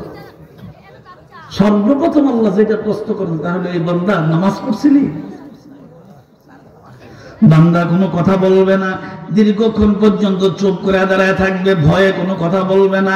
নামাজি বান্দা করজোড়ে নত হইয়া বলবে আল্লাহ, গঙ্গানগর কেন্দ্রীয় জামে মসজিদ আমার বাড়ির পাশে ছিল গো আল্লাহ, আজান যখন দিছিল আমি আমার বিবি, আমার মেয়ে, আমার মাকে বলছিলাম তোমরা ঘরে নামাজ পড়ো। মুয়াজ্জিন আজান দিছে, আমি মসজিদে চলিয়া যাই। আল্লাহ গো নামাজ তো পড়ছি। আল্লাহ বলবেন নামাজ যে পড়ছো এটা তো আমি দেখছি, তারপরে তোমারে জিজ্ঞাসা করছি বান্দা, যদি নামাজ পড়ে থাকো রে বান্দা, আমাকে তো দেখছো না, তখন না দেখে আমাকে সেজদা দিছো, এখন সরাসরি আমি আল্লাহর কুদরতি পায়ে সেজদা জোরে আল্লাহ পাক বলবে বাবারে এই যুবক, কিয়ামতের দিন আল্লাহর দরবারে কি জবাব দেবে? আল্লাহ তো ডাইরেক্ট বলবেন আমার সামনে আয়, আগে জবাব দে। আল্লাহ পাক বলবেন বান্দারে নামাজ যদি পড়ে থাকো তাইলে তুমি আমাকে সেজদা দাও। বান্দা জন্মের সাথে সাথে দুনিয়াতে যে এরকম সুন্দর করে নামাজের ভিতরে সেজদা দিয়েছিল, সাথে সাথে আল্লাহর কুদরতি পায়ে সেজদা দিবে, সেজদা দিতে দেরি হবে, আল্লাহ পাক আদর করে দয়া করে মায়া করে সুন্দর করে বলবে, বান্দারে আমার সেজদা দিয়া তুমি দেখাইছো, আমি আল্লাহ তোমার জন্য জান্নাতের দরজা খুলে দিছি। আরো জোরে দুই নম্বর, বেনামাজি মানুষকে ডাকা হবে, যারা নামাজ পড়ে নাই তাদেরকে ডাকা হবে। আল্লাহ পাকের কুদরতি রাজ সিংহাসনের সামনে ডাইকে আনবেন এবং আল্লাহ পাক জিজ্ঞাসা করবেন, বান্দারে নামাজ পড়ছো কিনা? চুপ থাকবে, বলবে না। আবার জিজ্ঞাসা করবে, ভয়ে কিছু বলতে চাবে না। আল্লাহ পাক ডাকতে বলবে, বান্দারে নামাজ যদি পড়ে থাকলে সেজদা দিয়ে দেখাও। সাথে সাথে বরফ হয়ে যে এরকম একটা পানি কাপড়ের ভিতরে একটা পানিটা লড়াচড়া করে, ডিপ ফ্রিজে রাখলে ঘন্টা খানেক পরে একেবারে চাকা হয়ে যায়, শক্ত হয়ে যায়, আগের মতো না লড়াচড়া করে না। আল্লাহ বলেন, বেনামাজিকে যখন আমি বলবো আমাকে সেজদা দেওয়ার জন্য, তার পুরোটা দেহ বডিটা 3.5 হাত বডি বরফের মতন শক্ত হয়ে যাবে, সেজদা দিতে পারবে না। একটু চিন্তা করে, একটু কবরের চিন্তা করে, একটু চিন্তা করে। বান্দা সেজদা দিতে পারবে না। আল্লাহ পাক বলবেন, আল্লাহ পাক সুন্দর করে ওই সময় ডাক দিয়ে বলবেন, জাহান্নামের ফেরেশতারা আয় আয়, ওয়াসিখাল্লাযীনা কাফারু ইলা জাহান্নামা যুমারা,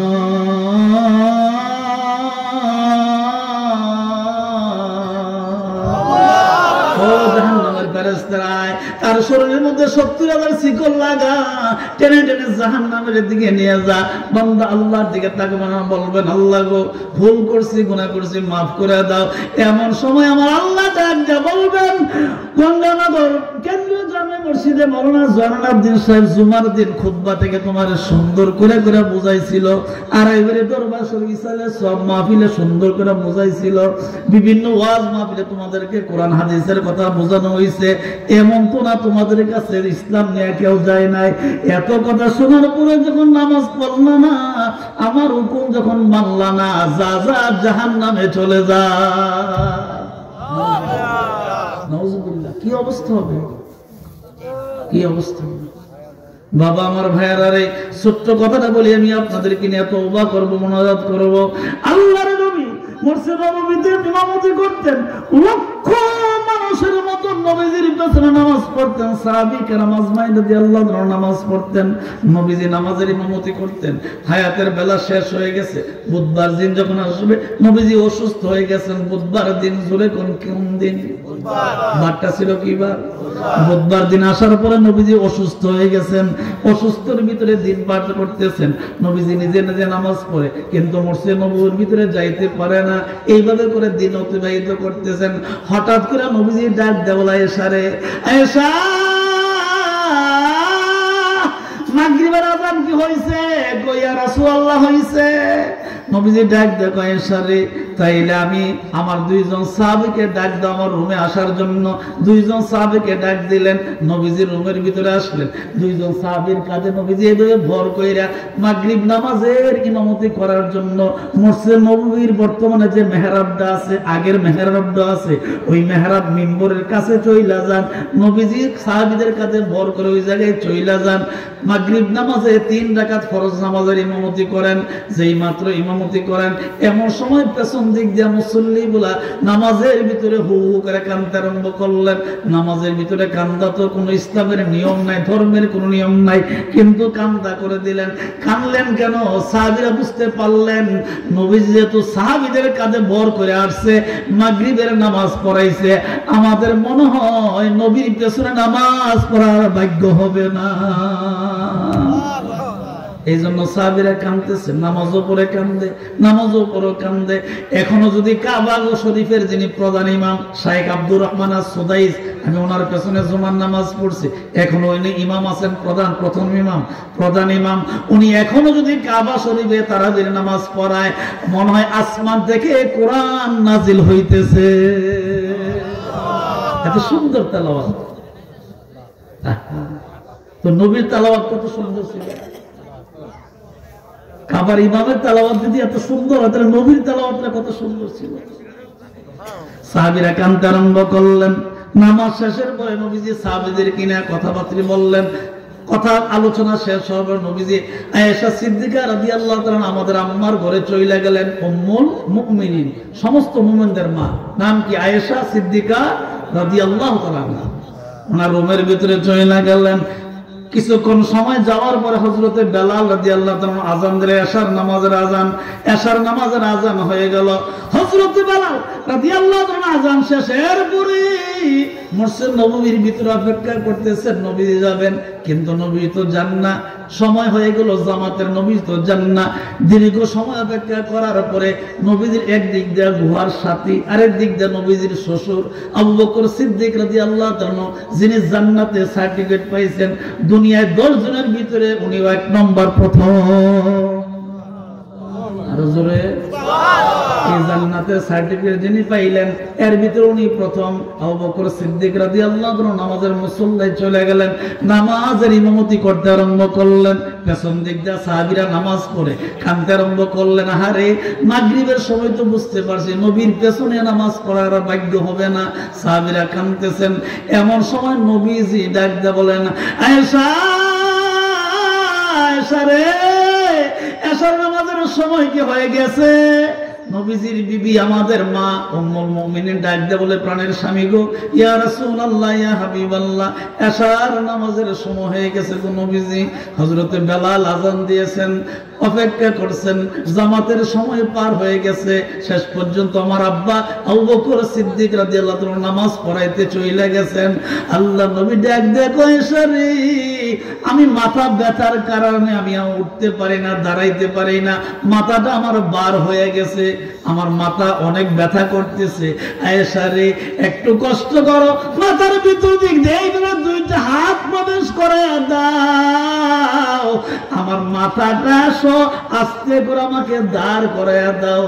আমি আমার হুজরার যে জানালা আছে, জানালার ফাঁক দিয়া আমি একটু তাকায় দেখি আমার সাহাবীরা কেমনে নামাজ পড়ে। নবীজি এবার দাঁড়া, মানে আয়েশা সিদ্দিকা রাদিয়াল্লাহু তাআলা দাঁড়া করাইলেন, আমাদের আম্মা নবীজিকে দাঁড়া করাইলেন, প্রাণের স্বামীকে দাঁড়া করাইয়া পেছন দিক দিয়া ধরে রাখলেন। নবীজি মেহরাবের দিকে তাকাইলেন, ধর ধর ধর ধর করে কাঁদতে আরম্ভ করলেন। আল্লাহ নবী কাঁদে, আয়েশা সিদ্দিকা রাদিয়াল্লাহু তাআলা ডাক দিয়ে বলে, নবীজি, যার জন্য, যার উসিলে আল্লাহ পাক আসমান বানাইলেন, জমিন বানাইলেন, জান্নাত বানাইলেন, জাহান্নাম বানাইলেন গো নবীজি, যার উসিলে আল্লাহ সব কিছু বানাইলেন গো নবীজি। ও আল্লাহর পয়গম্বর, ও আমার প্রাণের স্বামী গো, অনুরোধ আপনার কাছে, অন্তত পক্ষে আমার সামনে আপনি এইভাবে কাঁদেন না। আপনার চোখের পানি দেখলে আমি সহ্য করতে পারি না গো নবীজি। আমার জীবনে আমি শুনছি গো নবীজি, মক্কার জমিনে আপনি অনেক মায়ের খাইছেন, অনেক রক্তপাত হয়েছে, অনেক কষ্ট করছেন, মক্কা থাকতে পারেন নাই। 52 বছর বয়সে মেরাজ হয়েছে, 53 বছর বয়স আপনি হিজরত করা লাগছে। নবীজি গো, মায়ের দেশ মক্কার জমিনে আপনি থাকতে পারেন নাই, মদিনায় চলে আসছেন গো নবীজি। জীবনের এত বড় কষ্ট পাওয়ার পরে এই অসুস্থ অবস্থায় যদি আপনি আমার সামনে কাঁদেন, আপনি আল্লাহর নবী, আবার আপনি আমার স্বামী, আপনি যদি আমার সামনে কাঁদেন, আমি কেমন করে সহ্য করতে পারি গো নবীজি। নবীজি, আমার সামনে এরকম কান্নাকাটি করেন না। আল্লাহ নবী ডাক দেখো, আয়েশা রে, তুমি জানো না রে আয়েশা, পৃথিবীর জমিনে মানুষ 2 রকম কান্না কান্দে। একরকম কান্না শরীরে ব্যথা হইলে, কষ্ট হইলে কান্দে, আর একটা মানুষ অতি খুশি হইলে কান্দে। আয়েশা রে, আয়েশা, তুমি জানো না রে আয়েশা, আমি এই উম্মতের জন্য তাইফের জমিনে মার খাইছিলাম রে আয়েশা। 2টা পাহাড় মধ্যে দিক দিয়ে রাস্তা রে আয়েশা। আমি কালিমার দাওয়াত যখন দিতে শুরু করেছিলাম, 2টা পাহাড় থেকে বৃষ্টির মতন পাথর আমার শরীরে নিক্ষেপ করা হয়েছে। আমার শরীরের তাজা রক্ত গুলি দিয়ে তাইফের জমিন লাল হয়ে গেছে। জ্ঞানারে বেহুশ হয়ে তায়েফের জমিনে পড়েছিলাম রে আয়েশা, পাশে কেউ ছিল না, শুধুমাত্র আমার পালক পুত্র যায়েদ রাদিয়াল্লাহু আনহু, আমার যায়েদ শুধু ছিল রে আয়েশা। যায়েদ পানি আনার জন্য মানুষের বাড়িতে দৌড়ায়া যায়, আমার নাম শোনার কারণে তায়েফের কোনো মানুষ পানি দেয় নাই। ও আয়েশা, আমি উম্মতের জন্য তায়েফের জমিনে মারি গেছি, এই উম্মতের জন্য উহুদের জমিনে মারি গেছি, এই উম্মতের জন্য আমি কাবা ঘর ফালাইয়া মদিনায় হিজরত করে চলে আসছি। ও আয়েশা রে, আমি আমার জীবনের দুঃখের কান্দা কান্দি না রে আয়েশা, আমার জীবনের কষ্টের বিনিময়ে আমি আজকে দেখতে পাইলাম তোমার আব্বা আবু বকর সিদ্দিক নামাজের মুসল্লায় দাঁড়ায় দাঁড়ায় ইমামতি করে, আমার 1.5 লক্ষ সাহাবী তোমার আব্বার পেছনে দাঁড়ায় দাঁড়ায় নামাজ আদায় করে। ও আমার আয়েশা, আমার জীবনের সব কষ্ট আমি দূর হয়ে গেছে, আমি ভুইলা গেছি, নামাজের দৃশ্য দেখে আমি ভুইলা গেছি। আয়েশা রে, আমার মনের ভিতরে একটা সাহস হইছে, আমি যদি মদিনার রোজার ভিতরে শুয়ে যায় আমার উম্মত গুলা কিয়ামত পর্যন্ত আসবে। আমার একটা বিশ্বাস হইছে, আমার উম্মত কিয়ামত পর্যন্ত দুনিয়া জমিনে আসবে, আমার উম্মত গুলা একজন আলেমকে মসজিদের ইমাম বানাইয়া পেছনে মুসল্লি হইয়া নামাজ আদায় করবে।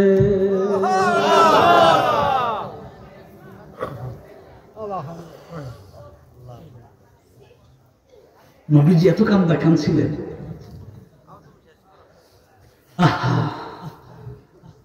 আপনারা যারা বসে আছেন, আপনার নবীর উম্মত, আমিও নবীর উম্মত। কথায় কথা বাড়ে, আমি চাইছি না আরো ওয়াজ বাড়াইতে, কিন্তু কথায় কথা বেড়ে যায়। এই ছোট্ট কথাটা, আমার শেষ কথাটা মনে রাখবেন, ওয়াজ যতটুকু মনে থাকুক না তো শেষ কথাটা মনে রাখবেন। কিয়ামতের দিন আল্লাহ যখন বলবেন আল ইয়াউমা নাহতিমু আলা আফওয়াহিহিম ওয়া তুকাল্লিমুনা আইদিহিম ওয়া তাশহাদু আরজুলুহুম বিমা কানু ইয়াকসিবুন, কিয়ামতের দিন আল্লাহ যখন ডাক দিবেন আপনাকে বিচার করার জন্য, আপনি যখন হাসরের ময়দানে দাঁড়াবেন, আল্লাহর কসম, আল্লাহ ছাড়া, রাসূল ছাড়া আপনার পাশে আপন বলতে তৃতীয় আর কেউ হবে না। ঠিক কিনা জোরে? শেষ কথাটা মনে রাখবেন, কিয়ামতের দিন আল্লাহর কাছে কথা বলার সাহস কেউ পাবে না, একমাত্র আল্লাহ পাক একজনকে অনুমতি দিবেন, হে আখিরি পয়গম্বর, হে দুজাহানের বাদশা, হে সাইয়্যিদুল মুরসালিন, হে রাহমাতাল লিল আলামিন, আপনি আপনার উম্মতের জন্য আমার কাছে কিছু বলার থাকলে বলেন। এত আস্তে বললেন সুবহানাল্লাহ। কিয়ামতের দিন কেউ কথা বলতে সাহস পাবে না। আপনার ওয়াজ শুনতেছেন দীর্ঘদিন, আদম আলাইহিস সালাম বলবেন তোমরা ইব্রাহিম আলাইহিস সালামের কাছে যাও, এইভাবে করে একজন আরেকজনের কাছে পাঠাবে। শেষ পর্যন্ত ঈসা আলাইহিস সালাম বলবেন যে না, আল্লাহর কাছে কথা বলার সাহস কারো হবে না, তোমরা সবাই মিলে মুহাম্মদুর রাসূলুল্লাহ সাল্লাল্লাহু আলাইহি ওয়াসাল্লামের কাছে চলে যাও, তোমরা ওই নবীর কাছে যাও যে নবী আল্লাহর কাছে কথা বলার সাহস পান, ওই নবীর কাছে যাও। নবী একবার দৌড় দিবেন ফুল ছেড়াতে, আরেকবার দৌড় দিবেন মিজানের পাল্লায়, আরেকবার দৌড় দিবেন উম্মতের কাছে। কিয়ামতের দিন কোনো কেউ আপনার পাশে আসবে না। এবার আপনি স্পষ্ট করে এই কথা বলতে পারেন যে কিয়ামতের দিন যিনি আমার পাশে দাঁড়ায় আল্লাহর কাছে আমার পক্ষ থেকে কথা বলবেন, ওই নবীর সুন্নতের আমল করা দরকার আছে না নাই? কথা বলেন। ওই নবীর প্রেম, ভালোবাসা, মহব্বত অন্তরে থাকার দরকার আছে না নাই? এই জন্য আপনার কথাগুলি খেয়াল রাখবেন। কিয়ামতের দিন আল্লাহর দরবারে আপনার পক্ষ থেকে, আমার পক্ষ থেকে কথা বলার সাহস কেউ পাবে না, শুধুমাত্র একজন বলবেন, উনি আখরি নবী, আখরি পয়গম্বর, মোহাম্মদ কো আগার পয়দা না করতে জমিন ও আসমানও পয়দা না হতে। এই নবী ছাড়া আর কেউ কথা বলবে না। আসুন সেই নবীর উম্মত হইয়া গভীর রাত, কোন শীতের মধ্যে জান্নাতের বাগানে বসে রইলাম, রাত 11:30 বেজে গেছে, আর কষ্ট দিই না। আমার তো প্রায় দিনই কথা বলা লাগে, আমি বড় হুজুর না, তারপরও আব্বার দোয়া, আমার মা বাবার দোয়া, আমার উস্তাদের দোয়া, মুরব্বী আল্লাহওয়ালা মানুষের দোয়ায় আমার কথা বলতে হয়। এটি আপনাদের দোয়ার ফসল। আমি কোনো বড় হুজুর না, একেবারে ছোট হুজুর।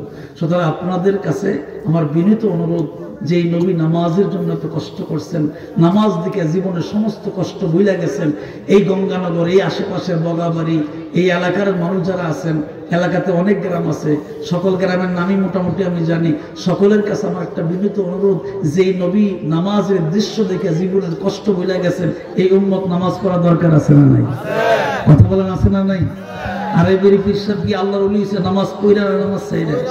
নামাজ পড়া। সতরা প্রফেসর আব্দুল খালেক রহমাতুল্লাহ আলাইহি নামাজ পড়া আল্লাহর ওলি হইছে নামাজ ছাইরা আল্লাহর ওলি হইছে? কেমন ওলি হইছে? কলকাতা বিশ্ববিদ্যালয়ে উনি প্রফেসর ছিলেন। দুইটা মেয়ে বিশ্ববিদ্যালয়ের কলেজের গেট দিয়ে ঢুকতেছে, উনি লাইব্রেরি থেকে দেখলেন দুইটা মেয়ে মুসলমান, ঠিক আছে, মাথায় কাপড় নাই।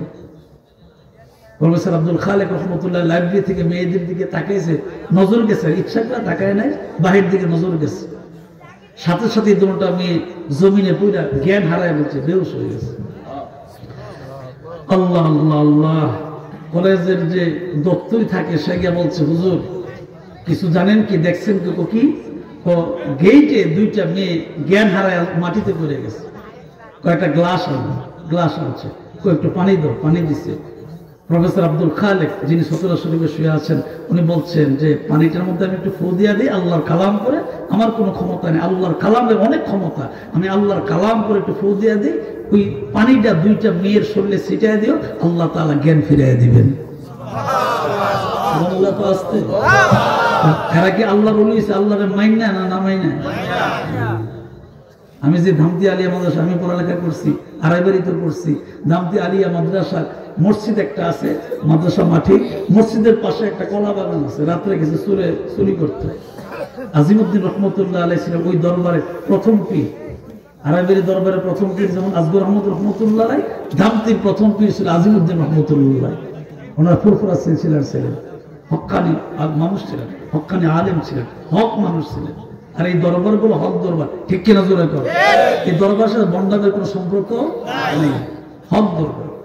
সরে গেছে রাত্রেবেলা কলার গাছ, মানে সাগর কলার বাগান, তো বাগানটা এখনো আছে, আমি নিজের চোখে দেখছি, ওইখানে পড়ালেখা করছি। সরে গেছে রাত্রেবেলা চুরি করার জন্য, কলা চুরি ধরছে, যেমনি ধরছে এমনি আটকে রয়েছে, কলাও ছাড়ে না, তাই নয় না, এই অবস্থাতে রয়েছে। ফজর নামাজের মুয়াজ্জিন গেছে মসজিদ তো বাগানের পাশে, মুয়াজ্জিন গেছে আজান দেওয়ার জন্য, আজান দিতে গিয়া দেখি তা কলার বাগান একবার ডেকে রয়েছে, এদিকেও যায় না এদিকেও যায় না। কি ভাই সাহেব কি খবর টবর? রাত্রেবেলা এই কাম করতে আসলাম, এখন তো কলা আমার ছাড়ে না। মুয়াজ্জিন আজান তাড়াতাড়ি দিয়ে বিশ্বরের কাছে গেছে, গিয়া আজিমউদ্দিন রহমতুল্লাহ তখন জীবিত ছিল, গিয়া বলছে, হুজুর এই অবস্থা। হুজুর তো আল্লাহওয়ালা মানুষ ছিল, তো রাগ হয়েছে না, গালি দিচ্ছে না, মন্দ বলে না, কিচ্ছু বলে নাই, শুধু কলা বাগানে গিয়া বলছে, আরে বোকা, তুমি কি এত চুরি করা লাগে নাকি? তোমার কলা খাওয়া স্বাদ হলে আমার কাছে কইতে, আমি নিজেই কলার কাছে চুরি কেটে দিতাম। হ্যাঁ, তুমি কেমন আইসো চুরি করার জন্য? এটা না বান্দার হক? এটা তো বান্দার হক। কিয়ামতের দিন আল্লাহ তোমার গুনাহ মাফ করবে, কিন্তু আব্দুল করিম যে ফানা আছে এটা মাফ করতো না, ঠিক কিনা বলে? রিস্কাওয়ালারে মানে গরিব পাইয়া রিস্কা থেকে নেন না ধমক দেয় করছো, মস্তানি দুনিয়ায় করা বসবা কিয়ামতের দিন, ঠিক কিনা তোরে কর? চার দোকানে গিয়ে চা খেয়ে দাঁড়িয়ে দিয়ে করছে, বছর পর বছর যা চারটে হয়ে দেয় না। আসেনি এই চরিত্র মানুষ? এই দোকানো খাক ওই দিন, ওই দোকানো খাক ওই দিন, বুঝলেন খেলা কিয়ামতের দিন, ঠিক কিনা তোরে কর? বাবা মনে কষ্ট নেই না, হক কথা বলা লাগে। আল্লাহ পাক বলছেন কিয়ামতের দিন আমি আল্লাহ যদি আমার মায়া লাগে, আমার যদি পছন্দ হয়, আমি হয়তো বা তোমার গুনাহগুলি মাফ করে দিব, কিন্তু ওই আব্দুল করিম, আব্দুল রহিম, আয়েশা, খাদিজা যে পাওনা আছে, এই ব্যাপারে আমি কিছু বলতে পারি, এটা এর কাছ থেকে মাফ হয়নি, ঠিক কিনা? আল্লাহ তাআলা আমাদেরকে এই কথাগুলি বোঝার তৌফিক দান করুন, সকলে বলেন আমিন। আল্লাহ ওয়ালা হইছে নামাজ পড়িয়া, ঠিক কিনা? নামাজ ছাইরা হয় নাই, যত আল্লাহ হুকুম আছে এগুলি হুকুম মাইনাই আল্লাহ হয়েছে। আল্লাহ তাআলা আমাদের এই কথাগুলি বোঝার তৌফিক দান করুন, সকলে বলেন আমিন। একটু জোরে কোন আমিন। মুহাম্মদের দুরূদ শরীফ পড়েন, আল্লাহুম্মা সাল্লি আলা মাওলানা মুহাম্মদ।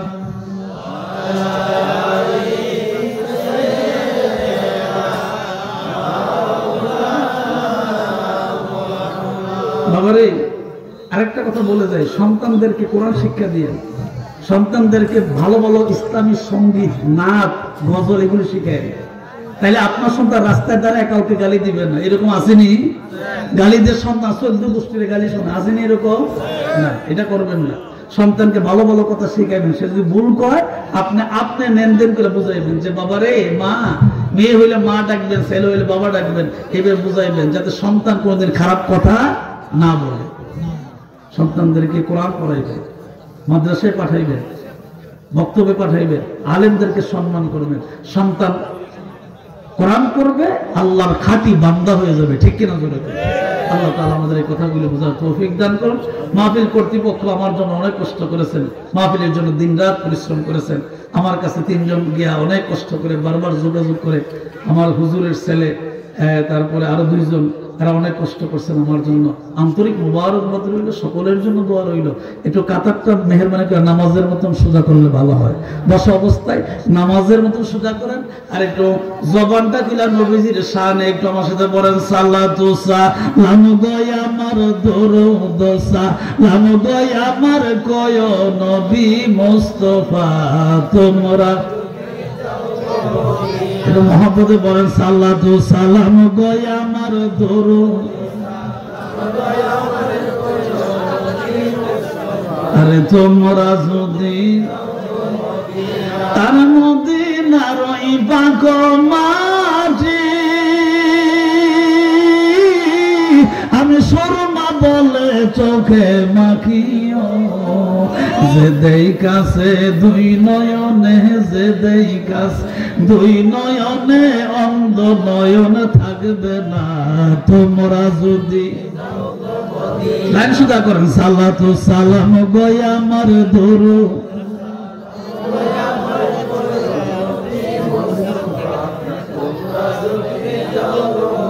আমার আল্লাহ যদি আরে দিত পাখা,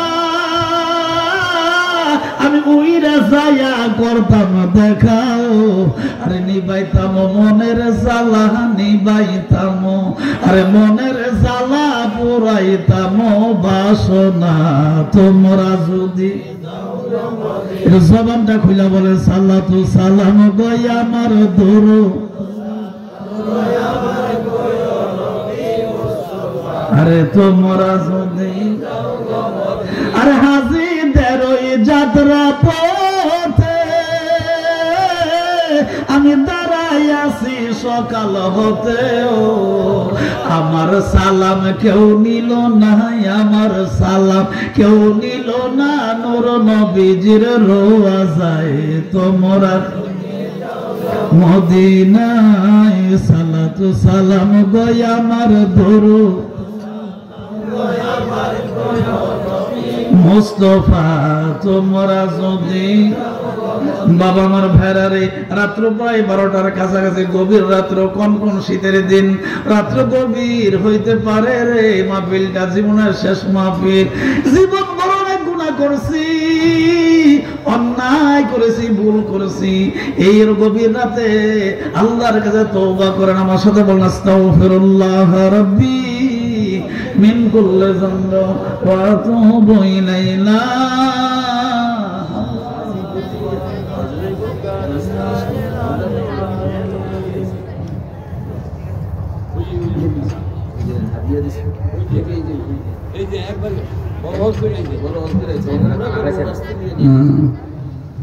নাম কি ওনার?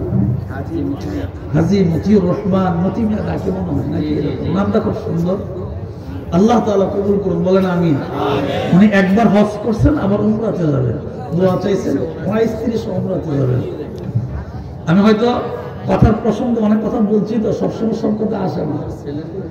আমি অনেক মাহফিলে এরকম কথা বলি যে যদি টাকা হয় আমেরিকা, লন্ডন, সিঙ্গাপুর যাওয়ার দরকার নাই। টাকা যদি হয় আল্লাহর ঘর দেখে আসেন। ঠিক কিনা? দুনিয়ার শান্তি পাবেন যেই জায়গায়, ওই জায়গাটার নাম আল্লাহর ঘর। দুনিয়ার শান্তি পাবেন ওই জায়গায় যেখানে দাঁড়ায় নবীকে সালাম দেওয়া হয়। ঠিক কিনা? পৃথিবীতে 2টা শান্তির জায়গা আছে, ওই জায়গাগুলো শান্তি। আল্লাহ তাআলা কবুল করুন, বলেন আমিন। জবান খুলে কোন আমিন। আল্লাহ ওনার মনের আশা পুরা করুন, বলেন আমিন। ওনার ঘরে এমন সম্ভবত আমি খাওয়া দাওয়া করছিলাম। অনেক কষ্ট করেছেন মা বোনেরা আমাদের জন্য। আল্লাহ তাআলা আমাদের মা বোনদেরকে হায়াত দারাজ করুন, আমাদের সকলকে দিনদার নামাজি বানান। আমরা আরেকবার বলি আমিন। গুনাহ মাফের জন্য আল্লাহকে তওবা করেন। গভীর রাত হয়ে গেছে, বিছানায় শোয়ার পরে আবার আপনি জীবিত হইবেন কোনো গ্যারান্টি নাই, আমি জীবিত হইব কোনো গ্যারান্টি নাই। জীবিত হইলে না পড়বো আলহামদুলিল্লাহিল্লাযী আহইয়ানা বা'দা মা আমাতানা ওয়া ইলাইহিন নুশুর। জীবিত হইলে না পড়তাম, ঠিক কিনা জোরে? আসলে এই জীবিত ঘুমে যাওয়ার আগে আগে, বিছানায় যাওয়ার আগে আগে একটু তওবা করি, আল্লাহ এই জীবনে আর গুনাহ করব না গো আল্লাহ।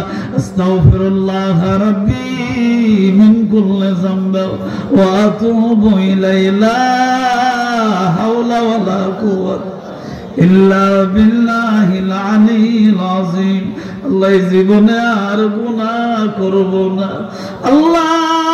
জীবনভর গুনাহ করতে করতে করতে করতে জীবনটাকে শেষ করে দিছি গো আল্লাহ। এই গুনার খবর দুনিয়ার কেউ জানে না, শুধুমাত্র তুমি জানো গো আল্লাহ। আল্লাহ এই মুহূর্তে জিন্দেগীর গুনাহগুলি মাফ করে দাও। আস্তাগফিরুল্লাহ রাব্বি মিন কুল্লি যামবি ওয়া আতুবু ইলাইহি লা হাওলা ওয়ালা কুওয়াতা। একটু জবান খুলে আমার সাথে বলেন ইয়া আল্লাহ। জবান খুলে বলেন ইয়া আল্লাহ। আমার জীবনে জানা অজানা ইচ্ছায় অনিচ্ছায় প্রকাশ্যে গোপনে যত গুনাহ করেছি, ইয়া আল্লাহ এই তওবার খাতিরে আমাকে মাফ করে দেন, আমার তওবা কবুল করেন। আমিন ইয়া রাব্বাল আলামিন। লা ইলাহা ইল্লাল্লাহ মুহাম্মাদুর রাসূলুল্লাহ সাল্লাল্লাহু আলাইহি ওয়াসাল্লাম। আশহাদু আল্লা ইলাহা ইল্লাল্লাহ ওয়াহদাহু লা শারীকা লাহু ওয়া আশহাদু আন্না মুহাম্মাদান আবদুহু ওয়া রাসূলুহু। দোয়া করার দোয়া করার পূর্ব শর্ত হলো দরুদ শরীফ পড়া। দরুদ না পড়লে আল্লাহ দোয়া কবুল করে না। আসমানে গিয়া দোয়া লটকে থাকে, উপর দিকে আর দোয়া যায় না। এই জন্য আসুন গভীর রাতে একটু মহব্বতে নবীর শানে দরুদ শরীফ পড়ি। আল্লাহুম্মা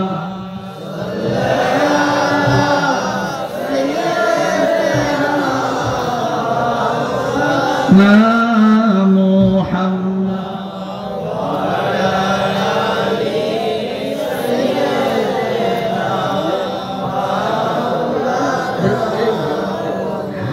নবীর জন্য যার দিল ভাই এ জগতে কাঁদে না, রোজ হাসরে ভাইজান তারা নবীজির দেখা পাবে না।